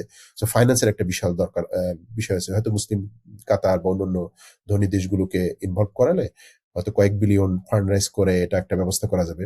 আমি বলছি যে একটা হচ্ছে ফাইন্যান্সের ব্যাপার, আর একটা হচ্ছে ডায়ালগ, মানে তাদের সাথে এনগেজ করা এবং সমস্যাটা ফাইন্ড করা, কেন তারা এখানে চলে আসলো, সিকিউরিটি কনসার্নটা কি ছিল, মানে আবার রিটার্ন করলে কি সমস্যা হবে, এইখানে এগুলো অ্যাড্রেস এখানে করে। যদি ভাই আমরা ডক্টর ইউনূসের সরকারের দিকে তাকাই, রোহিঙ্গাকে উনি খুব বড় একটা বিশাল অ্যারেঞ্জমেন্ট করে রোহিঙ্গা ইস্যুটাকে অ্যাড্রেস করলেন, জাতিসংঘের মহাসচিবকে নিয়ে আসলেন, তাদের সাথে যে ইফতার করলেন এবং ঘোষণা দিলেন পরবর্তী ঈদ তারা তাদের নিজ এলাকায় করতে পারবে। তো আমি ধারণা করতে পারি যে উনি একটা বিশাল ইফোর্ট দিয়েছিলেন যেন তাদেরকে পাঠানো যায়, কিন্তু তাদের এখনো ঠিক যাওয়ার নাম লক্ষণ দেখা যাচ্ছে না। তো এখানে আসলে মেইন ব্যারিয়ারটা কি, কেন তাদেরকে ফেরত পাঠানো যাচ্ছে না? ওদের একটা যে একটু আগে তোমাকে বললাম যে ধরো হাদির বিষয়টা ইউনিস সরকারকে দেখছো কখনো কোনো কথা বলতে? না। মানে গভর্নমেন্টের কেউ কোনো কথা বলতেছে না কেন? একটা হচ্ছে প্রত্যেকে চিন্তা করে আমার ব্যান্ড উইথ কতটুকু, আমি তো এই থাকবো 1-1.5 মাসে, রাইট? সো তারপরে সে চিন্তা করছে যে আসলে আমি যা প্রতিশ্রুতি দেই না কেন, আমি এর বাইরে থাকতে পারবো না, এর বাইরে আসলে আমি এটাকে ক্যারি করতে পারবো না। মানে আমি হাদির বিষয়টা একটু ইয়ে বললাম, এবং সে হয়তো বুঝে গেছে যে এই মেকানিজমের সাথে এমন কেউ জড়িত যাদেরকে আমি যাদের সাথে অলরেডি আমার একটা দাকুড়া সম্পর্ক চলতেছে। সো আমি এই শেষ মুহূর্তে তাদের সাথে ফাইট করে, হ্যাঁ, মানে ফাইট করা উচিত ছিল, আমি মনে করি না যে ফাইট করা, কিন্তু সে চিন্তা করছে ফাইট করে আমার অন্য যে এজেন্ডাগুলো আছে, ফর এক্সাম্পল ইলেকশন, সেটার দিকে কনসেন্ট্রেট করা উচিত হবে নাকি এটা এটা পরবর্তী যে নির্বাচিত সরকার এসে অ্যাড্রেস করুক। মানে আমি একটা এক্সাম্পল বললাম, ঠিক তদ্রুপ মানে সে হয়তো প্রথমে হয়তো বলছে তার ইন্টারন্যাশনাল স্পেয়ারে যে ইনফ্লুয়েন্স ছিল সেটি দেখে বলছে, কিন্তু পরে এসে দেখতেছে যে এটা করতে গেলে যে লেংদি প্রসেস অবলম্বন করতে হবে এই ব্যান্ডউইথ তার মধ্যে নাই। কারণ এ he will be here for another year or 6 month. আমি বলছি যে গত বছরে যদি বা এই বছরের শুরুতে চিন্তা করো, এবং সেটা একটা লেংদি প্রসেস। এখানের সাথে আসলে জ্বরটা এমন লাগছে, জ্বরটা খোলাতে একটু টাইম লাগবে, and then he give up. This is my assumption. হুম, মানে উনি শুরুর দিকে ভাবছিলেন যে সম্ভব, জাতিসংঘের মহাসচিবকেও নিয়ে আসছিলেন, কিন্তু যখন উনি মাঠে নামলেন তখন মনে হচ্ছে যে না, ইটস নট এটা complex. Like S a piece of cake. আচ্ছা, এইখানে আমরা আজকের সর্বশেষ টপিক নিয়ে আলোচনা করতে চাচ্ছি, সেটা হচ্ছে আমাদের বিপ্লবীদের নিরাপত্তা। জামাত ক্ষমতায় যদি যেতে পারে তাহলে একরকম হবে, যদি ক্ষমতায় না যেতে পারে তাও একরকম হবে, কিন্তু বিপ্লবীদেরকে আমাদের সবাইকে ওন করতে হবে। আমরা হাদি ভাইয়ের একটা করুণ পরিণতি দেখলাম, আমরা আসলে আর কোন বিপ্লবীকে হারাতে চাই না। তো সেই ক্ষেত্রে জামাতের করণীয় কি কি কাজ হতে পারে, ক্ষমতায় গেলে কি ধরনের কাজ হতে পারে, আর ক্ষমতায় যদি না যায় বিরোধী দল হিসাবে থাকে সেক্ষেত্রে তারা কি করতে পারে? তো বিপ্লবীদের ক্ষেত্রে নিরাপত্তা তো সবারই দরকার। বিপ্লবীদের ক্ষেত্রে বেশি তাদের দরকার ক্ষেত্রে হচ্ছে, একটু বেশি, সেক্ষেত্রে বললাম। আমি বলি, হ্যাঁ, মানে ২ টা কারণে। একটা হচ্ছে বিপ্লবীরা কিছু সিগনিফিকেন্ট এনিমি তৈরি করছে within the country and outside the country. তো জি। আউটসাইড কান্ট্রি আমরা জানি কোন কান্ট্রি। ইনসাইড আমরা জানি তার উত্তরপাড়া, দক্ষিণপাড়া, নামের কচুক্ষেত, আলুক্ষেত, অনেক জি। কিছু আছে। তো এখন একটু আগেও বললাম, যখন একটা পলিটিক্যাল গভর্নমেন্ট আসবে তখন এই বিভিন্ন ক্ষেত খামারদের সাথে একটা আন্ডারস্ট্যান্ডিং তাদের, মানে তাদের একটা স্টেমিনে যেতে হবে, রাইট? জি। সেটা জামাত গভর্নমেন্ট হোক, বিএনপি গভর্নমেন্ট হোক, তাদেরকে এখন যেটা তারা ফ্রি হ্যান্ড অ্যাক্সেস করতে পারতেছে, কারণটা হচ্ছে it's not a political government, হ্যাঁ, এবং তাদের টেনিওর লিমিটেড। সো এইটা জাস্ট থাকবে না, একটু ইন্টারাপ্ট করি, আপনি কি মনে করছেন তারা ডক্টর ইউনূসের ইনস্ট্রাকশন মানতেছে না? মানতেছে না, ওকে। মানতেছে না, মানতেছে। এটা তো সবাই এটার কোনো কোনো মানে এটা রাগ ঢাকির কিছু নয়। বাংলাদেশ এটা open secret, there are two parallel governments in Bangladesh. Okay. So এটা ওপেন, এবং দুইটাও না, ইভেন গভর্নমেন্টের মধ্যে অনেক গভর্নমেন্ট আছে, ঠিক ওকে। আছে? গভর্নমেন্টের মধ্যেই অনেক গভর্নমেন্ট আছে এবং কেউ সরাসরি বিএনপির পক্ষে কাজ করতেছে কোনো রাগ ঢাক ছাড়াই, right? এমন কিছু করতেছে যাদের মনে হচ্ছে যে BNP in power and they are the subordinate of BNP. So এটা তো এটা একটা জিনিস। আরেকটা হচ্ছে যে এই জিনিসটা তখন থাকবে না, মানে পলিটিক্যাল গভর্নমেন্ট আসলে তার একটা কোহারেন্ট স্ট্র্যাটেজি থাকবে, তার একটা টার্গেট থাকবে যে আমাকে এটা ইয়ে করতে হবে। তো সেক্ষেত্রে গোয়েন্দা সংস্থা থেকে আরম্ভ করে পুলিশ বাহিনী সবাই একটা মেসেজ পেয়ে যাবে। যে প্রশ্নটা আমি প্রথমে বলছিলাম যে আইন শৃঙ্খলা পরিস্থিতি এরকম, এটার সাথে হাদির বা ভবিষ্যতে যেগুলো এই ধরনের ইনসিডেন্ট হয় তারা জড়িত। সো তারা এটা ফোকাস করার চেষ্টা করবে। আর দেশের বাইরে, মানে এটা যখন এই ইন্টারনাল, এটা হচ্ছে কারণ ইন্টারনাল যে মেকানিজমটা দুর্বল, ইন্টারনাল মেকানিজমটা স্ট্রং হবে। বাইরের, আচ্ছা ধরলাম এটা ইন্ডিয়া কাউকে দ্বারা কয়েক কোটি টাকা দিয়ে করাইছে, তো সে তো, যদি আমরা বিশ্বাস করে নেই যে ফয়সাল পালাইছে, ঠিক আছে, আমি ধরে নেই, তো এই পালানোর ক্ষেত্রে 7-8 ঘন্টা তো লাগছে রে ভাই। এই মানে এমনই একটা রাষ্ট্র, মানে এমনই প্রশাসন দুর্বল, এমনই আইন শৃঙ্খলা বাবদ দুর্বল, যে এই 8 ঘন্টা কাউকে বর্ডার যাওয়া পর্যন্ত ধরতে পারেনি। কিন্তু ভাই এখানে কি আপনি মনে করছেন যে তারা দুর্বল দেখে পারেন নাই, নাকি তারা না, চাই নাই ধরতে? আমি সেটাই বলতেছি, মানে এই দুইটা, একটা হচ্ছে দুর্বল আর একটা চায়নি, মানে না, অথবা একদিকে দুর্বল যে পুলিশ বাহিনী, আরেকদিকে যারা এটা করাইছে করার ক্ষেত্রে আবারও বলতেছি যে ইন্টারনাল মেকানিজম দিয়ে করা যেতে পারে, অথবা এক্সটার্নাল সরাসরি বাইরে থেকে কাউকে দ্বারা করাইছে বা বাইরে থেকে ইনস্ট্রাকশন দিয়ে করাইছে। সেক্ষেত্রে আমি বলতে ইন্টারনাল মেকানিজম গুলো কি করছে, রাইট? তারা কিছু করে নাই। আর একটা আছে ইন্টারনাল মেকানিজম করছে, তো নিশ্চয়ই ইউনিস গভর্নমেন্ট করা নেই। ইউনিস গভর্নমেন্টের যে আমি বলছি টু প্যারালাল গভর্নমেন্ট আছে বা একাধিক প্যারালাল, ইউনিসের যেটা মেইন গভর্নমেন্ট সেটা করে নাই। তা আর যেগুলো পকেট আছে সেগুলো করাইছে। তো এই যে বিভিন্ন পকেট, এইটা থাকবে না, জি এটা মার্চ করতেই হবে। জি এই ঘর মে দো পিঠ থাকবে না, একটা 3 সিঙ্গেল পিঠ থাকবে, অথরিটি থাকবে। সিঙ্গেল আউট হবে। সো সিঙ্গেল আউট হবে ফার্স্ট, সেকেন্ড হবে ইন্টারনাল সিকিউরিটি মেকানিজমটা ইমপ্রুভ হবে। সো এটার মাধ্যমে, এবং জামাত অপোজিশনে যাক আর বিএনপি অপোজিশনে গেলে, জামাত অপোজিশনে গেলে, তার একটা ইউনিফাইড পাওয়ার হবে। সে একটা পার্লামেন্ট হবে, তার একটা ভয়েস থাকবে, তার একটা স্পেস থাকবে। এখন তো কার কাছে কান্নাকাটি করবে? মানে এমন একটা গভর্নমেন্ট দুর্বল অবস্থায় আছে, তার কাছে কান্নাকাটি করো, তাকে কি এখন কালকে আজকে যে ইনকিলাব মঞ্চ বলছে যে পদত্যাগ, আর কারে পদত্যাগ করছে? সে তো দুদিন পর চলেই যাবে। সো এটা তো ননসেন্স। তো এই যখন বিএনপি বা জামাত গভর্নমেন্ট আসবে, তাকে বলবে পদত্যাগ করো, that make sense, right? So এখন যারা বিপ্লবী, যারা আন্দোলন করতেছে, তারাও আসলে কিছু করতে পারতেছে না। সো এগুলো, এই সবগুলো ifs not but and yes no, এগুলো সবগুলো এক সময় মার্চ করবে if there is an elected government. তো আপনি কি মনে করেন যে বিএনপি অথবা জামাত যেই ক্ষমতায় যাক, হাদি ভাইয়ের হত্যার বিচারটা কি তারা প্রপারলি করতে পারবে? এটা একটা হচ্ছে যে ভবিষ্যতে এই ধরনের ঘটনা ঘটবে কিনা সেটা রিস্ক কমে যাবে। ওকে, বিকজ বাট আমি এই হত্যার বিচারটা আমি বলি, বিকজ অফ যে মেকানিজমটার কথা বললাম, যে ঘর মেয়ে একাধিক পীর, এটা থাকবে না। আর হাদির বিষয়টা ডিপেন্ড করবে দুইটা বিষয়। একটা হচ্ছে যে বিএনপি যদি ফর এক্সাম্পল ক্ষমতায় আসে, বিভিন্ন জামাতও যদি ক্ষমতায় আসে, তাহলে যে একটু আগে যেটা বললাম যে প্রায়োরিটি তাদের, মানে তারা গভর্নমেন্টে যাওয়ার পরেই বুঝতে পারবে যে আসলেই এই গভর্নমেন্টের সিকিউরিটি অ্যাপারেটাসটা কিরকম অবস্থায় রান করতেছে। তো দেখা যাবে তারা হয়তো ওইটাকে মেরামত করতে একটু সময় নেবে। তারা আচ্ছা, ডেফিনেটলি, মানে হাদিকে হত্যা করে বিএনপিও কোনো লাভ হবে না, জামাত তো প্রশ্নে আসবে না। সো সো এটা বাইরের কেউ করছে, অথবা এই ক্ষেত সেই ক্ষেত করছে। তো এগুলোর ক্ষেত্রে অ্যাড্রেস করার আগে তার তো নিজের শরীরটাকে ইয়া করতে হবে, তার নিজের অবস্থানটাকে ক্লিয়ার করতে হবে, and that will take time, but ultimately they will run for for the দুইজনই ক্রেডিট। যে কোনো দলই এটা করতে চাবে, আপনি এটা মনে করতেছেন? Of course, of course. ওকে, এটা ডিপেন্ড করবে, মানে এটা কত দ্রুত করবে, কত দ্রুত তারা ইন্টারনেট মেকানিজমটাকে নিজের কন্ট্রোলে নিয়ে আসতে পারতেছে, প্লাস প্রেশার গ্রুপ যারা, তারা কিভাবে প্রেশার দিতে পারতেছে সেটার উপর ডিপেন্ড করবে। যদি এক্স্যাক্টলি। প্রেশার এমন ভাবে দেয়, তখন দেখা যায় তাদের অন্যান্য প্রায়োরিটি থেকে এই কাজটা আগে করার চেষ্টা করবে। আর যদি প্রেশার গ্রুপগুলো মানে তাদেরকে হ্যান্ডেল করে ফেলতে পারে, তাহলে হয়তো তারা চিন্তা করবে ঠিক আছে, আমরা অন্যান্য প্রায়োরিটি ইয়ে করে তারপর এটা আসবো। এক্স্যাক্টলি।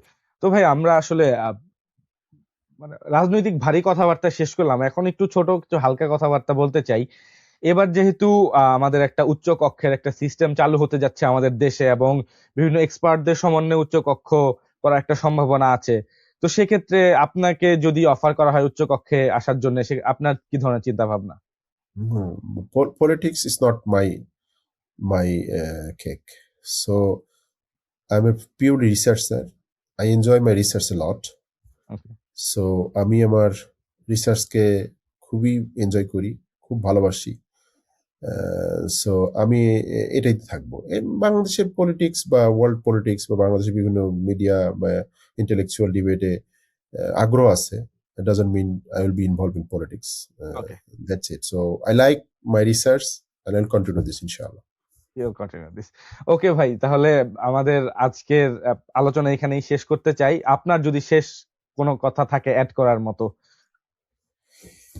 অ্যাড করার সর্বশেষ যেটা বলতে চাই যে সামনের পথটা, মানে দলীয় মানে কে ক্ষমতা আসতেছে কে আসবে না সেটার বড় হচ্ছে দুইটা বিষয়। হচ্ছে যে বাংলাদেশে যদি একটা free and credible election, free fair and credible election না হয়, তাহলে হয়তো আবারও ইনস্টেবিলিটি, অস্থিতিশীল পরিস্থিতির সৃষ্টি হবে। মানুষ যেটা মানে মানুষ এত কিছু করেছে, মানুষের আকাঙ্ক্ষা ছিল, তার প্রথম আকাঙ্ক্ষা হচ্ছে একটা free fair and credible election হওয়া, এবং যে গভর্নমেন্টটা আসবে, মানুষ মনে করে যে আসলে এই গভর্নমেন্টের জন্য আমি ভোট দিয়েছিলাম। ঢাকা বিশ্ববিদ্যালয়ে যখন ডাকসু ইলেকশন হলো, একজন বলতেছে যে ঠিক আছে, আমি হয়তো শিবিরকে চাইনি, কিন্তু আসলেই আমি যে আশেপাশে যেটা দেখছি শিবিরই আসলে আসতো আর কি। এটা এটা ট্রু যে তারা আসলেই ভোটে আসছে। আমি দেই আর না দেই, আসলেই তারা জেনুইনলি এত হাজার ভোটে আসছে। তো এটা হয়েছে কেন? এটা হয়েছে যে মানুষ দেখেছে যে আসলেই তারা ভোট পেয়েছে। তো বাংলাদেশেও ধরো বিএনপি যদি ক্ষমতায় আসে, তো জামাতের একজন লোক বলবো যে ঠিক আছে, আমি চাচ্ছিলাম জামাত ক্ষমতায় আসুক, কিন্তু আমি জেনুইনলি দেখছি যে ভোটের মাঠে বিএনপিরই স্রোত ছিল। ভাইস ভার্সা, বিএনপির একজন লোক হয়তো চিন্তা করে যে আসলেই আমি বিএনপি ক্ষমতায় আসুক এটা চাইছিলাম, কিন্তু জামাত আসলেই ভোটটা জামাত পেয়েছে, বেশি সো পাইছে। আমার আসলে করার কিছু নাই। এই ফিলিংসটা যতদিন পর্যন্ত না আসবে, ততদিন পর্যন্ত আমাদের একটা অস্থিতিশীল অবস্থায় থাকবে। এটা হচ্ছে ফার্স্ট, আমি বলছি যে না ডেমোক্রেসি বা ইলেকশন হলেই হবে।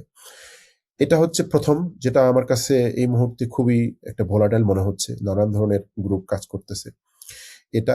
আর সেকেন্ড বিষয়টা হচ্ছে যে বাংলাদেশের যে সিস্টেম, মানে ইন্টারনাল মেকানিজম, সিকিউরিটি অ্যাপারেটাস, মানে সব কিছু একেবারে ভেঙে চুরমার হয়ে গেছে। এটাকে গড়াতে গেলে কোনো দলীয় সরকারের পক্ষে মানে সবাই মিলে ইয়া করা ছাড়া এটা রিভাইভ করা খুবই টাফ। মানে আপনার ১৬ বছর থেকে একটা জিনিস যদি মানে ভেঙে ফেলা চলে, এটা গড়াইতে তো ২৫ বছর ৫০ বছর লাগবে, তাই না? মানে ১৬ বছর থেকে এটাকে ধ্বংস করা হয়েছে। তো গড়ানো তো সময় বেশি লাগে, একটা জিনিস ৫ সেকেন্ডে যে ধ্বংস করা হয়, ওটা গড়তে ৫ ঘন্টা লাগে। তো স্বাভাবিকভাবে ১৬ বছর থেকে সবকিছু ধ্বংস করা হয়েছে, এটা গড়াইতে একটু সময় লাগবে। এই সময় জন্য আমাদের বিরোধী দল বা বিভিন্ন মানে ভিন্ন ভিন্ন মতাবলম্বীর এক হয়ে কাজ না করলে আমাদের সামনে পরিস্থিতি হয়তো একটু কঠিন আকার ধারণ করবে। জি, অনেক ধন্যবাদ মোকাররম ভাই। আপনার সাথে আমরা আরো একটি পর্বে বসবো আশা করি নির্বাচনের আগেই, যে বাংলাদেশের নির্বাচনী যে জোট হলো এবং নির্বাচনের কালীন যে পরিস্থিতি সেসব নিয়ে আমরা আরেকটা আলোচনা করব। সে পর্যন্ত ভাই ভালো থাকেন, সুস্থ থাকেন এবং আপনার জন্য দোয়া। আসসালামু আলাইকুম ভাই। ওয়ালাইকুম আসসালাম, ধন্যবাদ তোমাকেও।